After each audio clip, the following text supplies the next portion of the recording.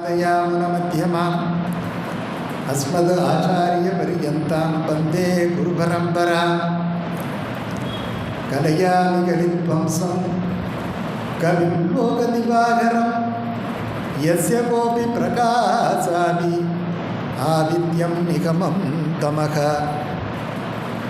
वसुदेवसुतं कंससाणूरमर्दनं देवकी परमानन्दं कृष्णं वन्दे जगद्गुरुम् अच्युतं केशवं रामनारायणं कृष्णदामोदरं वासुदेवं हरिं श्रीधरं माधवं गोपिकावल्लभं जानकीनायकं रामचन्द्रं भजे।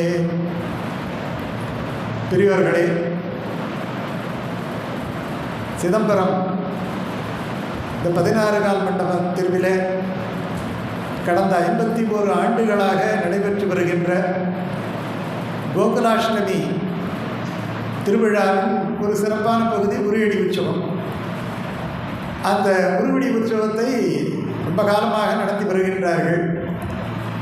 அதில் ஒரு நாள் பிருந்தாவன பஜனை என்று நேற்று சிறப்பாக நடைபெற்றது. இன்றைய தினம் ஒரு உபன்யாசம், கண்ணனுடைய லீலைகளை செவியார கேட்க வேண்டும். பொதுவாகவே ஒரு உற்சவத்தினுடைய நன்மை என்ன என்று சொன்னால், அங்கே போய் சாமியை கும்பிடுறது, அதில் அவர்கடலை கொழுக்கட்டை இதெல்லாம் வச்சு படைக்கிறது, இதெல்லாம் கூட ரெண்டாவது விஷயம்தான். செவியார கேட்க வேண்டும், அதுதான் பெரியவங்க சொல்லியிருக்கிறது. ஸ்ருதி என்று அதுக்கு பேர். பகவான் எப்படி நம்முடைய நெஞ்சத்துக்குள்ளே வந்து நுழைவான் என்று சொன்னால், கண்களில் நுழைய மாட்டான், வாய் வழியாக நுழைய மாட்டான், பிரசாதத்தின் வழியாக உள்ள நுழையமானாலும் நுழைய மாட்டான். எப்படி நுழைவான் என்று ஆழ்வார் தன்னுடைய அனுபவத்திலே சொல்றார், செவி வழியாக நுழைவான். அதனால தான் வள்ளுவர் செல்வத்தொழில் செல்வம் செவிச்செல்வம் அப்படின்னு சொன்னார். இதை நம்மாழ்வார் தன்னுடைய அனுபவமாகவே சொல்றார். பகவானே நீ என் உள்ளத்தில் வந்து புகுந்துக்கிட்டேங்கிறார். எப்படி புகுந்த, என்ன ரூட்டு வழியாக புகுந்தேங்கிறது எனக்கு தெரியும் அப்படின்னு சொல்றார்.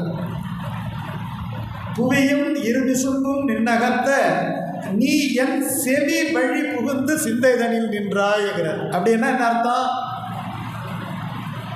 காது வழி. அதனால தான் வேதத்துக்கு ஸ்ருதின்னு பேர். வேத மாதா அப்படின்னு சொல்கிறோம். வேதத்துக்கு ஸ்ருதி அப்படின்னு பேர். பகவான் எதில் இருக்கிறான்னா ஸ்ருதியில் இருக்கிறான். ஒரு பாடல் நன்றாக இருக்கணும்னா ஸ்ருதி நல்லா இருக்கும். அதுதான் ஆதாரம். பகவான் தான் உலகத்துக்கு ஆதாரம், பாடலுக்கு ஆதாரம் ஸ்ருதி என்பது போல அவன் செவி. அதனால தான் கற்றிலன் ஆயினும் கேட்கவிட்டு சொன்ன. நான் கேட்கறது விசேஷமான விஷயம். பகவான் கீதா உபதேசம் பண்ணும்போது அர்ஜுனன் மட்டும்தான் கேட்டான். ராமானுஜர் அதே கீதைக்கு பாஷ்யம் பண்ணும்போது ஆயிரக்கணக்கானவர்கள் கேட்டார்கள். பகவானே கேட்டான்.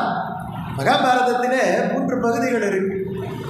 அதில் ரொம்ப சிறப்பான பகுதி எது அப்படின்னு சொன்னால், அதில் வந்து விஷ்ணு தர்மங்கள், மோட்ச தர்மங்கள், யட்ச பிரஸ்னம், விதுர நீதின்னு பெரிய விஷயங்கள் எல்லாம் இருக்குது. விதுர நீதி என்ன? விதுர நீதி மனுஷனுக்கு சொல்கிறது. பகவான் மனுஷனுக்கு சொல்கிறது தான் கீதோபதேசம். ஆனால் மனுஷன் பகவானுக்கு சொன்னது விஷ்ணு சஹஸ்ரநாமம். பகவானே ஒரு விஷயத்தை கேட்குறான்னா அதுதானே உயர்ந்த விஷயம். மனுஷன் கியாதி லாப பூஜைக்காக கேட்பான், இவர் வேண்டியவர், அதனால் வந்து கொஞ்சம் நேரம் உட்காந்து கேட்டுட்டு போவான். இல்லாட்டி கோச்சிப்பார், அடுத்த நாள் ஃபோன் பண்ணி நீ ஏன் வரலைன்னு கேட்பார், அதுக்காக கேட்பான். ஆனால் பகவானே கேட்குறாரு. அப்படி கேட்டது தான் விஷ்ணு சகஸ்ரநாமம். இப்போ பகவத்கீதை ரொம்ப பேருக்கு தெரியுதோ தெரியலையா, விஷ்ணு சகஸ்ரநாமம் ரொம்ப பேருக்கு தெரியும். அது பாராயணம் நிறைய பேர் பண்ணுவாங்க. என்ன காரணம்னு சொன்னால், பகவானே கேட்கறதுக்கு பிரியப்பட்டார்.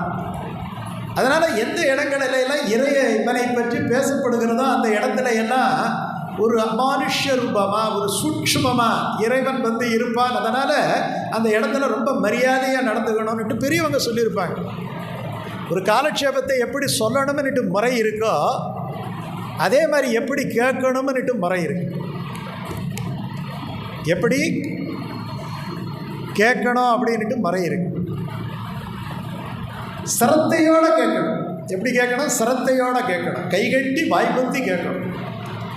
இது பெரிய விஷயமாச்சே, நம்முடைய ஆத்மாவை காப்பாற்றுகின்ற விஷயமாச்சே அப்படின்ட்டு நினச்சி கேட்கணும். இது லோகாயதமான விஷயம் கிடையாது. இது ஒரு பொருளை கொடுக்கக்கூடிய விஷயம் கிடையாது. நம்முடைய உள்ளத்தை நமக்கு காட்டுகின்ற, நம்முடைய உள்ளே இருக்கக்கூடிய பரமாத்மாவை நமக்கு காட்டுகின்ற ஒரு விஷயம். அவித்தியை நீக்குகின்ற வித்தைன்னு சொல்லுவாங்க. இதுதான் அறிவு. எது அறிவு? எது பரமாத்மாவை காட்டுகின்றதோ அது அறிவு. அதுதான் இற்றைக்கும் 7 பிறவிக்கும் வந்து கொண்டே இருக்கக்கூடியது. அந்த அறிவு தான். அதுக்கு பேர் தான் மெய்யறிவுன்னு சொன்னாங்க. மெய்யறிவு. இந்த மெய்யறிவுங்கிறது கொஞ்சம் கூட மயக்கமில்லாத அறிவுக்குத்தான் மெய்யறிவு அப்படின்ட்டு பேர். அப்படிப்பட்ட ஒரு விஷயத்தை நம்ம கேட்பதற்காக வந்து கூடியிருக்கிறோம். கண்ணனை கேட்க வேண்டும். ஒரு விஷயம் தெரிஞ்சுக்கிங்க. ஜனமேஜயன், இது பரீட்சித் மகாராஜா. இந்த பரீட்சித் மகாராஜாவுக்கு வந்து டேட்டு குறித்து கொடுத்துட்டான். 7 நாளில் நீ செத்து விடுவேன்னு சொல்லிட்டான். தட்சகன் அப்படிங்கிற பாம்பு கடிச்சு செத்து விடுவேன்னுட்டான். தெரிஞ்சு போச்சு. நம்ம என்ன பண்ணுவோம்? பதட்டப்படுவோம். அவன் தெரிஞ்ச பிறகு என்ன பண்ணா, நேராக கங்கை கரைக்கு வந்தான். வந்து உட்கார்ந்துருந்தான். மிச்சம் 7 நாள் என்ன பண்ணுறதுன்னுட்டு. அப்போ அவனை தேடி சுகபிரம்ம மகரிஷி வர்றார். வந்த உடனே இந்த 7 நாள் என்ன பண்ண போகிறேன்னா, நான் யார் யாருக்கு உயிர் எழுதணுமோ, யார் யாருக்கு எதெல்லாம் செட்டில் பண்ணணுமோ அதெல்லாம் செட்டில் பண்ணணும்னுட்டு சொல்லலை. என்னுடைய ஆன்மாவுக்கு உய்வு தரக்கூடிய ஒரு விஷயத்தை நான் கேட்கணும் அப்படின்னு சொன்னவனே உனக்காக தான் காத்துக்கிட்டு இருந்தேன்னுட்டு 7 நாள் பகவான் கண்ணன் கிடையாது. பாகவதம்ங்கிறது பகவான் நாராயணனுடைய எல்லா விஷயத்தையும் சொல்கிறது தான் பாகவதம். ஆனால் பாகவதம்ங்கிறது கண்ணனுடைய கதைன்னுட்டு எல்லாம் நினைக்கிறோம். அப்படி கிடையாது. யுக தர்மங்கள் பற்றியெல்லாம் சொல்லப்பட்டிருக்கு. கண்ணனுடைய கதை எங்கே வருதுன்னா, தசமஸ்கந்தம் என்று சொல்லக்கூடிய 10வது ஸ்கந்தத்தில் தான் கண்ணனுடைய கதை வருது. எல்லாம் சொல்லி முடிச்சிடுறார். சொல்லி முடிஞ்சவொடனே 7 நாள் ஆயிடுது. சாக போகிற நாள். இப்போ சுகபிரம்ம மகரிஷி கேட்குறாரு அவர்கிட்ட, என்னப்பா 7 நாள் கதை கேட்டியே, எப்படி இருந்தது? அவன் சொல்கிறான், தேவாமிர்தம் சாப்பிட்ட மாதிரி இருந்தது. எப்படி இருந்தது? தேவாமிர்தம் சாப்பிட்ட மாதிரி இருந்தது. என்னுடைய ஆன்மா உய்வு பெற்றது. இதுக்கு என்ன பலனை அடைஞ்சேன்னு கேட்கும்போது சொல்கிறாரு, நீங்கள் அழகாக சொன்னீங்கன்னு அழகாக கேட்டேன். எப்படி சொல்கிறாரு? நீங்கள் அழகாக சொன்னீங்கன்னு அழகாக கேட்டேன். அவ்வளோதான் விஷயம். ஒரு சாப்பாடு பரிமாறுறோம்னு சொன்னால், அந்த சாப்பாடு பரிமாறுகின்ற பொழுது மனைவிக்கு அந்த சந்தோஷம் இருக்கும். கணவனுக்கு பரிமாறுறோமே அப்படிங்கிற ஒரு அன்பு அந்த பரிமாற்றத்தில் இருக்கும். கணவன் அதை எடுத்து சாப்பிட கொண்டு அந்த மனைவி பரிமாறிய அந்த அன்பான உணவை சாப்பிடுகிறோமே, பசிக்கு மட்டும் கிடையாது, அந்த அன்பான உணவை சாப்பிடுகிறோமே அப்படிங்கிற ஒரு அன்பு அந்த சாப்பாடு சாப்பிடும்போது தெரியுது. எவன் சாப்பிடுவான்ட்டு சாப்பிடக்கூடாது. அப்படி என்ன அர்த்தம்னா, இங்கே பரிமாறக்கூடிய இடத்துலையும் ஒரு அன்பு இருக்குது, அந்த சாப்பிடக்கூடிய இடத்துலையும் ஒரு அன்பு இருக்குது. அந்த இடத்துல அந்த டைனிங் ஹாலே ஒரு பெரிய தேவலோகம் மாதிரி இருக்குது. அப்படி சாப்பிட்டா அதே மாதிரி ஒரு விஷயத்தை சொல்லும் பொழுதும் கேட்கும் போது இந்த ரெசிப்ரோகேட்டிங்னு சொல்லுவான். பேராசிரியரெல்லாம் வந்திருக்கிறார், ராமநாதன் சார் எல்லாம் வந்திருக்கிறார். பையன் பாட்டுக்கு எங்கேயாவது பார்த்துக்கிட்டே இருந்தானா நமக்கு பாடம் நடத்தவா தோணாது. அதே மாதிரி ஏதோ ஒரு கடமைக்கு வச்சோம் அப்படிங்கிற மாதிரி வைக்கிறவாளும் சரி, அதை சொல்கிறவங்களும் சரி, ஏதோ 1 மணி நேரம் சொல்லிவிட்டு நம்ம போவோம் அப்படி நினச்சாலும் சரி. வேறு சொல்லியிருக்கிறார், ஹரிப்பிரியா அம்மங்க வராததால் எனக்கு அந்த வாய்ப்பு கிடச்சிருக்கு. என்ன அவங்க ரொம்ப அற்புதமாக சொல்லுவாங்க. இதில் ஒரு தலைப்பு, பொதுவாகவே தலைப்பு பெரும்பாலும் யார் இந்த நிகழ்ச்சியை வைக்கிறாங்களோ அவங்கக்கிட்டேயே அவங்க என்ன பிரியப்படுறாங்களோ. நான் மளிகை கடையாட, நம்ம மளிகை கடையில் போய் என்கிட்ட பெருங்காயம் இருக்குது, என்கிட்ட உப்பு இருக்குது, என்கிட்ட தோரம்பருப்புன்னுட்டு சொல்லக்கூடாது இல்லையா? வர்றவங்களுக்கு உங்களுக்கு என்ன வேணும்னு கேட்கணும். அவன் ஒரு ஆள் துறப்பருப்பு கேட்பார், ஒரு ஆள் வேறு கேட்பார் இல்லையா? எல்லாம் வச்சுருந்தாலும் அதுக்கு கடை. அந்த மாதிரி எங்களை போல பேச்சாளர்களெல்லாம் உங்களுக்கு என்ன வேணும்னு கேட்கணும். என்கிட்ட இருக்கிற சரக்கு அவ்வளோ, அதை கொடுத்துட்டு போகிறேன்னு சொல்லக்கூடாது. அதனால தான் அவர்கிட்ட கேட்டேன், சுவாமிகிட்டேயே கேளு, அவர் என்ன தலைப்பு தர்றாரோ அந்த தலைப்பில் பேசினான் அப்படின்னு சொன்ன உடனே அவர் அங்கே இருந்தபடியே சொன்னார், திருமங்கை ஆழ்வாருடைய கிருஷ்ண அனுபவத்தை பேச சொல்லி என்னார். அவர் பெரியவர், மகா பெரியவர். இவர் எப்படி மகா பெரியவரை பாக்கெட்டில் வச்சுருக்கிறாரோ அந்த மாதிரி எங்களுக்கெல்லாம் மகா பெரியவர் ஏவிஆர் சுவாமி. அவர் திருமங்கை ஆழ்வாருடைய கிருஷ்ண அனுபவத்தை பற்றி பேசட்டும் அப்படின்னு சொன்னார். எங்களுக்கு அதில் ஒன்றும் பெரிய பிரச்சனைகள் எல்லாம் கிடையாது. ஏன்னா நாங்கள் எதை பேசினாலும் அதை கிருஷ்ண அனுபவத்தில் கொண்டு வந்து விட்டுருவோம் இல்லையா. ஒரு பேச்சாளருக்கு எதையாவது பேசி அதை தலைப்போட இணைக்கக்கூடிய வித்தை தெரிஞ்சிடுச்சுன்னா அவன் சிறப்பு பெற்ற பேச்சாளன்னு சொல்லுவாங்க. எப்படி எதையாவது பேசிட்டு அதை தலைப்போட இணைக்கக்கூடிய ஆற்றல் மட்டும் இருந்து விட்டால் அவன் சிறப்பான பேச்சாளர் அப்படின்னு சொல்லுவாங்க. ஆனால் திருமங்கை ஆழ்வார் கண்ணனுடைய அனுபவம் அற்புதமான அனுபவம். இன்னைக்கு ரொம்ப அற்புதமான நாள். அதாவது கண்ணனை பற்றி பார்த்தீங்கன்னா ஒரு குறியீடு, அவன் எப்போ அவதரித்தான் அப்படிங்கிறது ஒரு குறியீடாகவே இருக்கு. எப்போ அவதரித்தான், முதல்ல டைம் சொல்லப்பட்டிருக்கு, நாள் சொல்லப்பட்டிருக்கு, மாதம் சொல்லப்பட்டிருக்கு, திதி சொல்லப்பட்டிருக்கு. ஆவணி, ரோகிணி, அஷ்டமி, அர்த்தஜாமம், இது 4 எங்கே பிறந்தானுங்கிற காராகிரகத்தில் பிறந்தோம். ஏன்னா நம்மெல்லாம் காராகிரகத்தில் இருக்கிறோம். நம்மெல்லாம் எங்கே இருக்கிறோம்? நம்ம நினைக்கிறோம் சந்தோஷமாக இருக்கிறோம் அப்படின்ட்டு நினைக்கிறோம். அப்படி கிடையாது. நம்மெல்லாம் காராகிரகத்தில் இருக்கிறோம். நம்மளை விடுதலை பண்ணணுங்கிறதுக்காகவே அவன் அந்த காராகிரகத்தில் பிறந்தான். இப்போ ஆவணி மாதம், ரோகிணி நட்சத்திரம், அஷ்டமி திதி, தேய்பிரை அஷ்டமி எல்லாம் சிறப்பாக இந்த தரம் வந்திருக்கு. சில மாதமெல்லாம் தள்ளி போயிடும். இதிலேயே வைகானச ஜெயந்தி, பாஞ்சராத்திர ஜெயந்தி, ஸ்ரீ ஜெயந்தி. பொதுவாகவே பார்த்தீங்கன்னா ஜெயந்தி அப்படின்னு சொன்னாலே அது ஒரு விதமான சேர்க்கைக்கு சொல்லப்படுவது ஜெயந்திங்கிறது. ஒரு டெஃபினேஷன் ஆஃப் ஜெயந்தி என்ன அப்படின்னு சொன்னால், என்னைக்கு அஷ்டமி திதியும் ரோகிணி நட்சத்திரம் சேர்ந்திருக்கோ அன்னைக்கு தான் ஜெயந்தின்னு பேர். என்னைக்கு அஷ்டமி திதியும் தேய்பிரை அஷ்டமி திதியும் என்னைக்கு ரோகிணி நட்சத்திரம், ஏன்னா மாறும், எல்லா அஷ்டமி ரோகிணியில் வராது இல்லையா. ஏன்னா திதி 15, நட்சத்திரம் 27. இந்த காம்பினேஷன் என்னைக்கு வருதோ அன்றைய நாள் வெற்றி நாள்னுட்டு பேர். அன்றைய நாள் திருமகளுக்குரிய நாள் அப்படின்ட்டு சாஸ்திரத்தில் சொல்லப்பட்டிருக்கு. ஆகையினால் வெற்றி பெறுவதற்காக அந்த நாளை தேர்ந்தெடுத்து பகவான் பிறந்தார் அப்படிங்கிறதால இதுக்கு ஸ்ரீ ஜெயந்தின்னு பேர். இதுக்கு பேர் ஸ்ரீ ஜெயந்தி. இந்த கண்ணன் அப்படின்னு சொன்னாலே என்ன பொருள் அப்படின்னு சொன்னால், நமக்கெல்லாம் கண்ணாக இருப்பவன் அப்படின்ட்டு பேர். கண்ணன் அப்படின்னு சொன்னால் எல்லா இடங்களிலும் பறந்து இருப்பவன் அப்படின்ட்டு பேர். இன்னொரு விஷயம் பாருங்க, நரசிம்மருக்கும் கண்ணன் தான் பேர். நரசிம்மருக்கும் கண்ணன் அப்படின்னு தான் பேர். காரணம் எல்லா இடங்களிலேயும் அவர் நிறைந்திருந்தார் அப்படிங்கிறதால கண்ணன் அப்படின்னு பேர். இப்போ இதுக்கு என்ன சான்றுன்னுட்டு கேட்கலாம். சான்று இல்லாமல் ஒரு விஷயத்தை பேசக்கூடாது இல்லையா. ஆழ்வார் தான் இதுக்கு சான்று சொல்லுகிறார். பிரகலாதன் நம்ம என்ன புராணத்தில் என்ன பண்ணுவோம், எங்கே ஹரி அப்படின்ட்டு கேட்குறான். ஹரி அப்படின்னு சொன்னால் பாவங்களை எல்லாம் கடைபவன் பேர். அதனால தான் சங்கட ஹர சதுர்த்தி அப்படின்னு சொல்கிறோம். ஹரி ஹரதி பாபானின்னு சொல்கிறோம். பாவங்களை எல்லாம் போக்குபவன் ஹரி. பாவங்களை எல்லாம் போக்குபவன் ஹரி. அப்போ எங்கேயும் ஹரியன்ட்டு அந்த இரண்யன் பிரகலாதனை கேட்டான் அப்படின்ட்டு புராணத்தில் நம்ம கேட்குறோம்.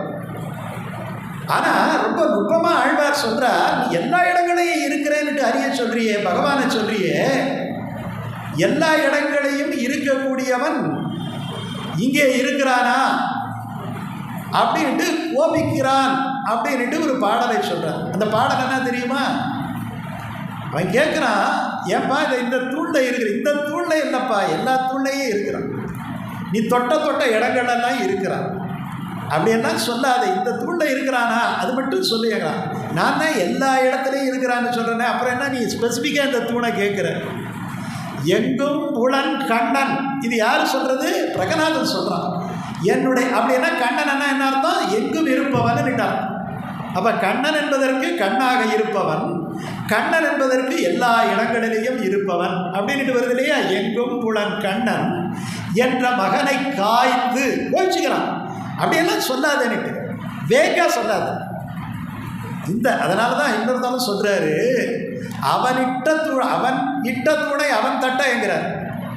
ஏன்னா வேறு இடத்துல இருந்து அவன் எங்கேயாவது ரகசியமாக இருப்பானாங்கிறதுக்காக இவனே செங்கலாக வச்சு கட்டின தூணா, அவனே பார்த்து கட்டின, உள்ள ஒரு ஜாமானி இருக்காதுங்கிறது அவனுக்கு தெரியுமா? அந்த தூணை அவன் தேர்ந்தெடுத்து தட்டினான்னு சொல்கிறான். அப்போ அங்கே இருந்து ஆடுகிரி சிங்கமாய் அவன் வீய தோன்றிய என் சிங்கபிரான் சீர்மை என்கிறார். அவன் வீய தோன்றிய, அவன் வீய என்று சொன்னால் அது ஸ்தூலமான சரீரத்தை வீழ்த்துவது கிடையாது. அவன் அப்படிங்கிற அகம்பாவத்தை வீழ்த்துவது. அவன் என்பதற்கு என்ன பொருள் இந்த இடத்துல? அவன் என்கிற அகம்பாவத்தை, நான் தான் எல்லா இடங்களிலும் இருப்பவன், என்னுடைய பெயர் தான் எல்லா இடத்திலும் ஒலிக்க வேண்டும் என்று சொன்னவனுடைய அகம்பாவத்தை வீழ்த்தினான் என்றார் இல்லையா? இது ராமாயணத்திலேயே வரும். முதல் நாள் யுத்தத்தில் இன்று போய் நாளை வா என்று சொல்லும்பொழுது கம்பன் ஒருவரை அற்புதமாக கேட்டுவான். அவன்கிட்ட தன்னுடைய வீரம் தான் இருந்தது. முக்கோடி வாழ்நாளும் உயர்ந்துடைய பெருந்தோளும் யாராலும் வெலப்படாத அந்த சங்கரன் கொடுத்த வாழ்வு இருக்கும்போது எனக்கு என்ன குறை இருக்க முடியும், என்னை யாரும் ஜெயிக்க முடியாதுன்னு நினச்சான் இல்லையா? அந்த வீரம் போயிடுச்சு. வீரமும் கடத்தே போட்டு எங்கிறோம். ஏன்னா அது அந்த ஆணவம் தானே அந்த முக்கோடி வாழ்நாள். அதுதானே அவனுக்கு ராமனை எதிர்க்கக்கூடிய துணிச்சலை தந்தது. சார் நமக்கு ஒரு பணம் ஒரு அளவுக்கு மேலே வந்துட்டால் என்ன ஆகிடுது சார்? யாரை வேணாலும் எதிர்க்கிறோமா இல்லையா? சரி, இது அவனுடைய பலமா, அவன் பணத்தினுடைய பலமா? இது அவனுடைய பலம் கிடையாது. ஏன்னா ஃபீஸ் பிடிக்கிற மாதிரி அந்த பணம் போயிடுச்சுன்னா இவன் கீழே உட்காந்துருவான் இல்லையா? அதே மாதிரி இவன் பெற்ற வரபலத்தின் காரணமாக அந்த தலைக்கணம். இப்போ வரபலம் இவ்வளவு தாண்டா அவனுக்கு அப்படின்னு சொல்லிட்டா அவனுடைய தலைக்கணம் நீங்கி விட்டது. தலைக்கணம் நீங்கி விட்டால் என்ன ஆகும்? தலை கீழே சாயும். வீரம் என்பது அவனுடைய தலைகணத்தை குறிப்பது. அதை கீழே போட்டுவிட்டு அவன் வெற்றுடலாக தன்னுடைய அதுக்கப்புறம் அதாவது நம்ம நினைக்கிறோம் அவன் கும்பகர்ணன் செத்த பிறகு, அப்புறம் வேறு யாரெல்லாம் செத்த பிறகு, இந்திரஜித்து செத்த பிறகு ராவணன் செத்தான் அப்படின்ட்டு நம்ம நினைக்கிறோம். ராவணன் முதல் நாள் யுத்தத்திலேயே செத்துவிட்டான். என்னைக்கு இன்று போ நாளை வான்னு சொன்னானா அப்படியே வெக்கி தலை குனிஞ்சு தன்னுடைய இடத்துக்கு போனானா அப்புறம் ஒரு ஸ்தூலமாக தான் போகிறான். அதுக்கப்புறம் அவன் ஒரு முழுமையான ஆடாகவே இல்லை என்பது தான் ரொம்ப முக்கியமான விஷயம். அதனால் அந்த எல்லா இடங்களிலையும் பறந்திருப்பவன் என்பது கண்ணன். அவன் நிர்வாகனன் அப்படின்ட்டு எல்லாவற்றையும் நிர்வகிப்பவன். அதனால தான் அந்த மலைக்கு போய் பூஜை போடுங்கன்னு சொன்னான். அப்புறம் இன்னொரு இருக்குது. கண்ணனன்னா எல்லா குழந்தைங்களும் பார்த்தோம்னா நம்ம ராமான்னு சொல்கிறது கிடையாது. ராமான்னு சொல்கிறோமா? குழந்தைக்கு ஒரு ஜென்ரலாக ஒரு பேர், பொது பேர் வைக்கிறோம்னா அந்த பெயர் கண்ணனுங்கிற பேர் தான் இல்லையா? ஒரு குழந்தை, அந்த குழந்தைக்கு புகுந்த எந்த பேர் வேணாலும் இருக்கட்டும், ராமசாமியாக இருக்கட்டும், கிருஷ்ணசாமியாக இருக்கட்டும். ஆனால் தூக்கும்போது என்ன சொல்கிறோம்? டேய் கண்ணா அப்படின்னு தான் தூக்குறோம். கண்ணா என்கிறது எல்லா குழந்தைக்குமான பேர். அதனால தான் குழந்தைகளுக்காக ஒரு பண்டிகை இருக்குது அப்படின்னு சொன்னால் உலகத்திலேயே அது இந்த பண்டிகை தான். ஒரு குழந்தை, அதனால தான் நம்ம குழந்தையினுடைய பாதத்தை எல்லாம் வரைகிறோம், குழந்தை வேஷமெல்லாம் போடுறோம். இதுக்கெல்லாம் காரணம் என்ன? குழந்தைகளோட குதூகலமாக கொண்டாடக்கூடிய ஒரு பண்டிகை என்று அர்த்தம். அப்போது கண்ணன் என்றால் கண்ணழகன் என்று பேர். இந்த ஆண்டாள் ஒரு பாசுரத்தில் காணிப்போம். ஏறார்ந்த கண்ணி யசோதை இளம் சிங்கம் என்பார். அதாவது சந்தோஷமானவங்களை பார்த்தா நமக்கு சந்தோஷம் வந்துடும் இல்லையா?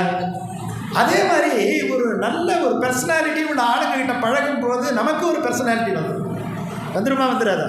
வரும் இல்லையா? ஒரு நொந்து நூலாக போனவங்கிட்ட படித்தோம்னா அந்த தூக்கம் நம்மக்கிட்டே வந்துடும்.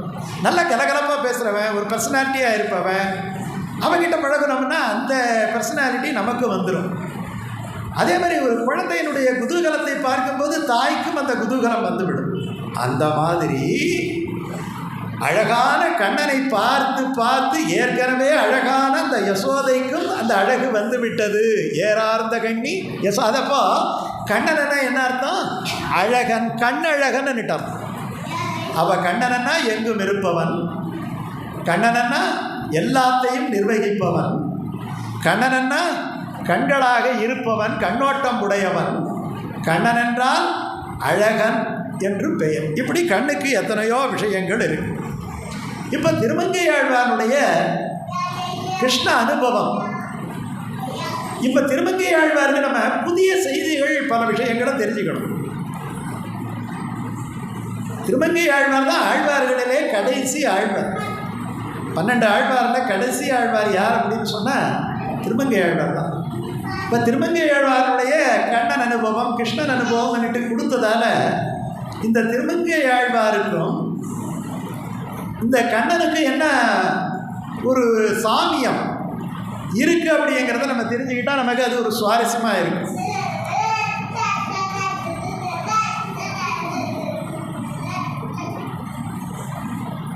திருமங்கை ஆழ்வாருக்கு கலியன் அப்படின்ட்டு ஒரு பேர். திருமங்கை ஆழ்வாருக்கு என்ன பேர்?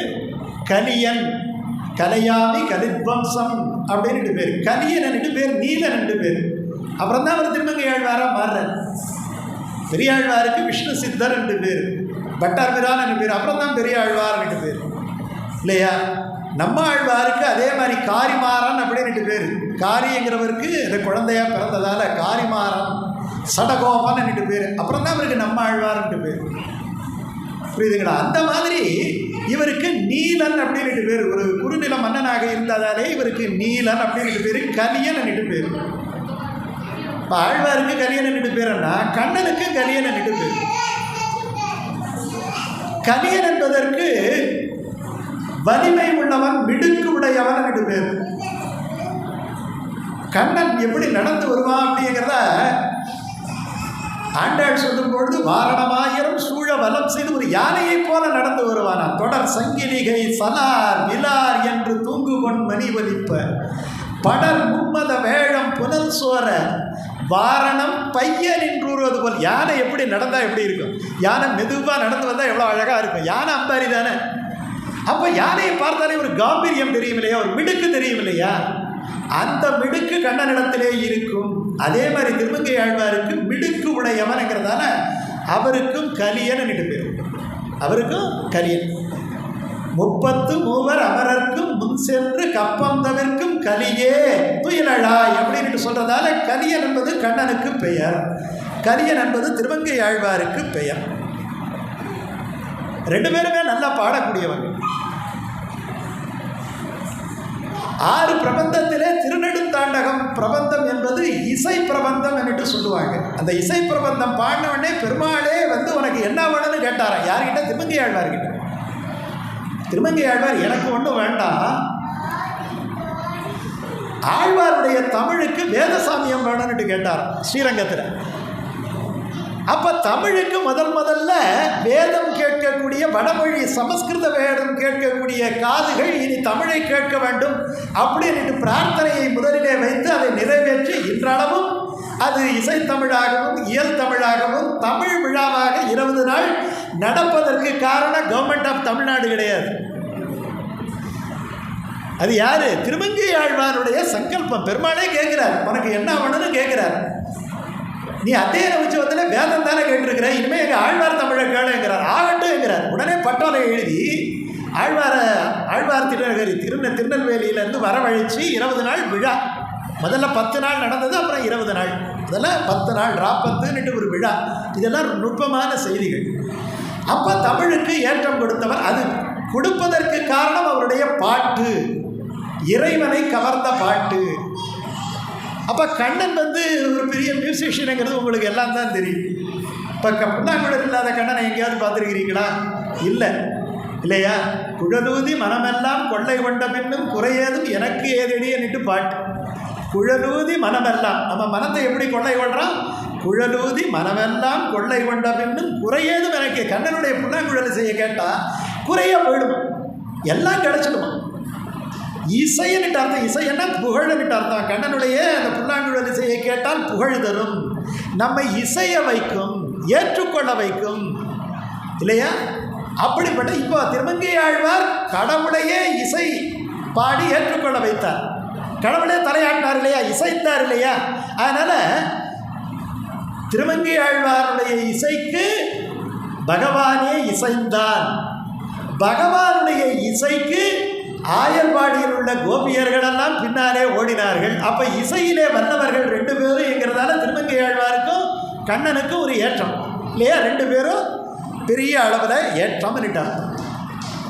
ரெண்டாவது, திருமங்கை ஆழ்வாருடைய அவதார திருநட்சத்திரம் கிருத்திக நட்சத்திரம், கண்ணனுடைய அவதார திருநட்சத்திரம் ரோகிணி நட்சத்திரம். இப்போ ரோகிணி நட்சத்திரம் கிருத்திகைக்கு பின்னாடி வருதா முன்னாடி வருதா?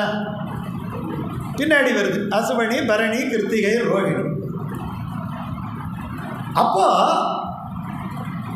இந்த பகவானே கண்ணனாக அவதரித்தால் இந்த பகவான் திருமங்கை ஆழ்வானுடைய நட்சத்திரத்துக்கு பின் நட்சத்திரத்திலே பிறக்க வேண்டும் என்று சங்கல்பித்துக் கொண்டார் என்று ஒரு வரலாறு. இந்த வரலாறு யாருக்கும் புரியாது.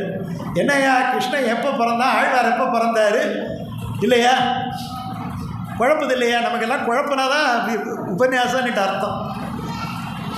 சரி, இதுக்கு என்ன வரலாறு அப்படின்னு சொல்கிறேன். திருமங்கை ஆழ்வார் எல்லா திருக்கோயில்களையும் பாடிக்கிட்டு வர்றார். எப்படி தேவார மூவர்கள் பாடினார்களோ அப்படி தான். அதுக்கு தான் இப்போ சைவத்தில் பாடல் பெற்ற தலங்கள் அப்படின்ட்டு சொல்லுவாங்க. வைணவத்தில் அது திவ்ய தேசங்கள், மங்களாசாசனம் பெற்ற தலங்கள், பல்லாண்டு பாடிய தலங்கள் அப்படின்ட்டு அதுக்கு ஒரு பெருமை இருக்குது. பகவான் காத்திருப்பானா நம்ம தலத்துக்கு வந்து ஒரு வரியாவது ஆழ்வார் பாடிட்டு போக மாட்டாரான்னுட்டு. இந்த தமிழுக்கு அப்படிப்பட்ட ஒரு ஏற்றம். திருக்கண்ணமங்கை என்னட்டு கிருஷ்ண ஆரண்ய கஷேத்திரங்கள்னுட்டு 5 க்ஷேத்திரங்கள் இருக்குது. பஞ்ச ஆரண்ய கஷேத்திரங்கள், கிருஷ்ண ஆரண்ய கஷேத்திரங்கள்னுட்டு இருக்குது. திருக்கோவலூர், திருக்கண்ணமங்கை இப்படி இருக்குது. அதில் திருக்கண்ணமங்கைங்கிறது ஒரு தலம் இருக்குது. பக்தவச்சல பெருமாள் 2 பேர் ரொம்ப உயரமாக இருப்பார். எங்கே இருக்குது தெரியுமா? அது யாராவது போயிருக்கிறீங்களா? திருக்கண்ணமங்கை. திருக்கண்ணமங்கைங்கிறது திருவாரூரில் இருந்து கும்பகோணம் போகிற பாதையில் திருவாரூருக்கு ஒரு 8 கிலோமீட்டரில் இருக்குது. திருக்கண்ணமங்கை பக்தவச்சல பெருமாள். அது கல்யாண திருத்தலம். கல்யாணம் ஆகாதவங்கெல்லாம் அங்கே உள்ள புஷ்கரணியில் போய் குளிச்சுட்டு அந்த சுவாமியை தரிசனம் பண்ணோம்னா, ஏன்னா மகாலட்சுமியை கல்யாணம் பண்ணிக்கிட்டேன், அதுக்காக தேவர்களெல்லாம் தேனீக்களாக வந்து அந்த இடத்துல அந்த திருக்கல்யாணத்தை பார்த்தார்கள் என்பது அங்கே உள்ள தல வரலாறு. அந்த இடத்துல திருமங்கை ஆழ்வார் பாசுரம் பாடுறார். பாசுரம் பாடும் பொழுது பக்தவச்சல பெருமாள், நீ பாட்டுக்கு பாசுரம் பாடிக்கிட்டே போறியே, இந்த பாசுரத்தினுடைய அர்த்தத்தை எல்லாம் கொஞ்சம் சொல்லேன் அப்படிங்கிறார். அப்படி சொல்லேன்னு சொன்னால் இவர் வாயை திறந்து சொன்னாரான்னுட்டு உங்களுக்கு கேள்வி கேட்கும். ஆனால் மகான்களுக்கு எல்லாம் நம்ம கோயிலுக்கு போகிறதுக்கும் அவங்க கோயிலுக்கு போகிறதுக்கும் உள்ள வித்தியாசம் இருக்குது. நம்ம கோயிலுக்கு போனோம்னா வாட்சியை பார்த்துக்கிட்டே கோயிலுக்கு போவோம். சுவாமியை கும்பிட்டோமா கும்பிடலையோ அடுத்த 5 நிமிஷம் வெளியில் வச்ச செருப்பு வேணாது எடுத்துக்கிட்டு போயிட்டா என்ன பண்ணுறது அப்படின்னு நினச்சிக்கிட்டு வருவோம். இல்லை வெளியூர் போயிருந்தால் கடைசி பஸ் போயிட்டால் நம்ம என்ன பண்ணுறதுன்னு நினைப்போம். அப்படி இல்லாட்டி போனால் ஐயோ இவ்வளோ நேரம் ஆகுது, ஹோட்டலில் டிஃபன் கிடைக்காட்டி போனால் என்ன பண்ணுறது அப்படின்னு நினைப்போம் இல்லையா? இந்த உபன்யாசத்தில் கூட சில பேர் பார்த்தீங்கன்னா கரெக்டாக மணியை பார்ப்பாங்க. நீ எவ்வளோ வேண்டாலும் பேசு, 8 மணி ஆனவனே வீட்டுக்கு போயிட்டு என் புருஷனுக்கு சாப்பாடு போடணும்பாங்க இல்லையா? அப்படி தான் நம்முடைய வாழ்க்கை நிலை இருக்குது. தொண்டரடிப்படியாளர் சொல்கிறார், இவங்கெல்லாம் பட்டார் பட்டார்னு வர்றாங்க, அப்படி ஒரு தேங்காய் உடைக்கிற சத்தம் கேட்குது, எடுத்துகிட்டு போயிடுறாங்களே, இவங்கள மாதிரி என்னால் இருக்க முடியலையே, சட்டன்னு ஒன்றை விட்டு போக முடியலையேங்கிறார். அப்போ தான் சொன்னார், ஆழ்வாருக்கும் மற்றவர்களுக்கும் உள்ள வித்தியாசம் இதுதான். ஆழ்வாருக்கும் மற்றவர்களுக்கும் உள்ள வித்தியாசம் இதுதான். அவர் பகவான் பேசுறது ஆழ்வார்கள் போன்றவர்களுக்கு புரியும். அப்படியே உத்து பார்க்கும்போது தன்னுடைய மனசில் அவங்க ஏதோ ஒன்று சொல்லுவாங்க. நீங்கள் கூட பெரிய பக்தர்களாக இருந்தால் அந்த பக்தி ரொம்ப முத்தி போச்சுன்னா நீங்கள் ஏதாவது ஒரு பிரார்த்தனை வச்சிங்கன்னா பகவானே பேசுகிற மாதிரி தோணுமா தோணாதா? ஏதோ ஒரு விஷயம் நமக்கு அந்த இடத்துல பழிச்சுன்னு நீ மட்டும் பயப்படாத, நான் இருக்கிறேன் அப்படின்னு சொல்கிற மாதிரி தோணுமா தோணாதா? அப்படி தோணிடுச்சுன்னா நம்ம பிரார்த்தனையை அவர் ஏற்றுக்கிட்டாருன்ற அர்த்தம். இல்லாட்டி அவர் பாட்டுக்கு கவனில் இருக்கிறாருன்ற அர்த்தம். புரியுதுங்களா? இப்போ அவர் சொல்கிறாரு, என்ன பகவானே என்ன விளையாடுறியா, நீ பாட்டுக்கு நீ இப்போது இந்த அர்ச்சாவதார நிலையிலே இருக்கிற, இப்போ வாயை திறந்து பேசினா பாக்கி பேரெல்லாம் வித்தியாசமாக பார்ப்பாங்க. நான் விபவ அவதாரத்தில் இருக்கிறேன், நான் ஸ்தூலமான உடம்போடு இருக்கிறேன், நீ ஒரு உருவத்தில் சாநித்தியம் கொண்டு இருக்கிறாய். நீ அர்ச்சாவதாரம், நான் விபவ அவதாரம், 2 நிலையும் வேறுபட்ட நிலையாக இருக்கு. ஆனாலும் நீ என்கிட்ட பிரியப்படுற. என்ன பிரியப்படுற? நான் கேட்ட நான் சொன்ன பாடிய பாசனங்களுக்கெல்லாம் அர்த்தம் கேட்கணும்னு பிரியப்படுறேன். இந்த ஜென்மத்தில் முடியாது, இந்த ஜென்மத்தில் முடியாது. நீ ஒன்று பண்ணு, நீயே ஒரு ஜென்மம் எடுத்து பிறந்து வா, நானும் ஒரு ஜென்மம் எடுத்து பிறந்து வரேன், நம்ம 2 பேரும் சந்தித்து நான் அர்த்தம் சொல்கிறேன், நீ தெரிஞ்சுக்கலாம்ங்கிற. பகவானுக்கு ரொம்ப சந்தோஷமாகி போச்சு. இது திருக்கண்ணமங்கை பாசுரத்தில் வரும். வெண் சங்கம் ஒன்றேந்திய கண்ணா நின் தனக்கும் குறிப்பாகில் கற்கலாம் கவியின் பொருள்தானே. அர்த்தம் புரியுதா? வெண் சங்கம், வெண்மையான சங்கம் ஒன்று கையில் ஏந்திய கண்ணனே, பக்தவச்சல பெருமாளே, நின் தனக்கும் குறிப்பாகில், நீ என்கிட்டத்தில் அர்த்தத்தை கேட்கணுங்கிறது தான் உன்னுடைய நோக்கம் என்று சொன்னால் கற்கலாம், நீ படிக்கலாம், கவியின் பொருள் தானே, கவியின் பொருளை படிக்கலாம். இப்போ கிடையாது, படிக்கலாம்னா என்ன அர்த்தம்? அப்புறம் படிக்கலான்னு தானே அர்த்தம். இப்போ பகவானே ஒரு அவதாரம் எடுக்கிறார். கிருஷ்ணசூரி என்கிற பெயரிலே ரோகிணி நட்சத்திரத்திலே அதே ஆவணி மாதத்திலே அவதரிக்கிறார். திருமங்கை ஆழ்வார் அதே கிருத்திகை நட்சத்திரத்திலே பகவானுக்கு இந்த அர்த்தத்தை சொல்ல வேண்டும் என்பதற்காக அவதரிக்கிறார். அப்படி கார்த்திகை நட்சத்திரத்திலே அவதரித்தவர் தான் நம்பிள்ளை என்கிற ஒரு ஆச்சாரியர். ஆவணி மாதம் ரோகிணி நட்சத்திரத்திலே கிருஷ்ணசூரி என்கிற இந்த திருசேங்கனூர் அப்படின்ட்டு இருக்குது. சேங்கனூர்ன்ட்டு அணைக்கரை பக்கத்தில் ஒரு ஊர் இருக்குது. சண்டீஸ்வரர் அவதார ஸ்தலம் இது சைவத்தில். அங்கே பெரியமாச்சான் பிள்ளை என்கிற பெயரோட பிறக்கிறார். இந்த திருமங்கை ஆழ்வாருடைய மறு வடிவான நம்பிள்ளையிடம் அவருக்கு அதே கார்த்திகை தான். இவர் ஆவணி ரோகிணி தான். நட்சத்திரம்னா அப்படியே டிட்டோவாக இருக்கும். இவர் அதே கிருஷ்ணசூரி என்கிற பெயரோடு அவரிடத்திலே பாடம் கேட்கிறார். அப்போ இந்த கண்ணனுக்கும் திருமங்கை ஆழ்வாருக்கும் உள்ள அந்த சாமியம் புரியுதா? திருமங்கை ஆழ்வார் கண்ணனுக்கே குருவாக, லோக குருவான கண்ணனுக்கே குருவாக ஒரு அவதாரம் எடுக்கிறார். கண்ணன் அந்த திருமங்கை ஆழ்வாருடைய சீடனாக வர வேண்டும் என்பதற்காகவே ஒரு ஜென்மம் எடுக்கிறார். அது ஆவணி ரோகிணியிலே நடந்தது. அப்போ கிருத்திகை நட்சத்திரத்துக்கும் ரோகிணி நட்சத்திரத்துக்கும் உள்ள தொடர்பும் திருமங்கை ஆழ்வாருக்கும் கண்ணனுக்கும் உள்ள தொடர்பு புரியுதா? இந்த கதையெல்லாம் ரொம்ப நுட்பமாக உள்ளுக்குள்ள போனால் தான் புரியும். இதெல்லாம் சாதாரணமாக புரியாது. அப்படி இருக்கு. 2 பேருக்குமே சூரியன் 2 பேர். சூரியன் என்ன அர்த்தம்? சூரியன் என்பது உலகத்திலே உள்ள இருட்டை நீக்குவதுன்னு அர்த்தம் இல்லையா? ஞானத்துக்கு சூரியன் 2 பேர். ஞான சூரியன் சொல்லுவாங்க இல்லையா? ஞான சூரியன், சூரியன் போல பிரகாசிக்கிறான் அர்த்தம். பகவானை சூரியன் என்று சொல்லுகின்ற வழக்கு இருக்கு. ராமனை ராம திவாகரம் என்று சொல்வார்கள். திவாகரம்னா சூரியன். பகவானை அச்சுத பானு என்று சொல்வார்கள். அச்சுதன் என்ன கண்ணன், பானு என்ன சூரியன், அச்சுத பானு அப்படின்னு சொல்லுவார்கள். அப்போ இதே சூரியன் என்கிற பேர் திருமங்கை ஆழ்வாருக்கு வேணும் இல்லையா? அப்போ தானே 2 பேரும் ஒன்றா போக முடியும். இவருக்கு லோக திவாகரம் 2 பேர், உலகத்தினுடைய சூரியன் 2 பேர். புரியுதா?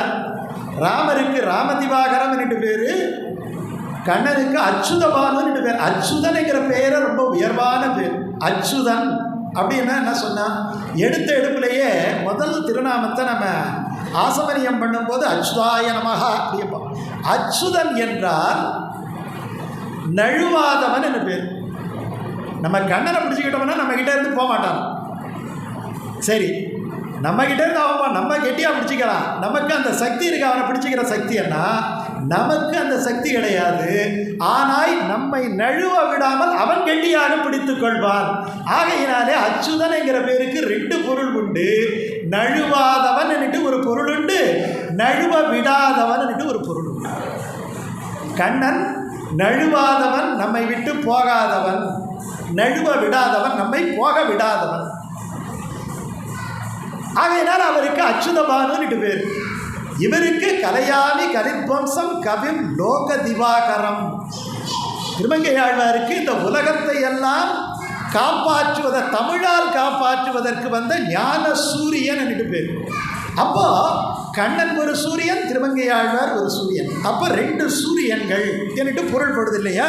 அப்படி சரி. இப்போ இந்த கண்ணனுடைய லீலைகளை எல்லாம் ஒரு பாகவத மாட்டம் பாடலாம்.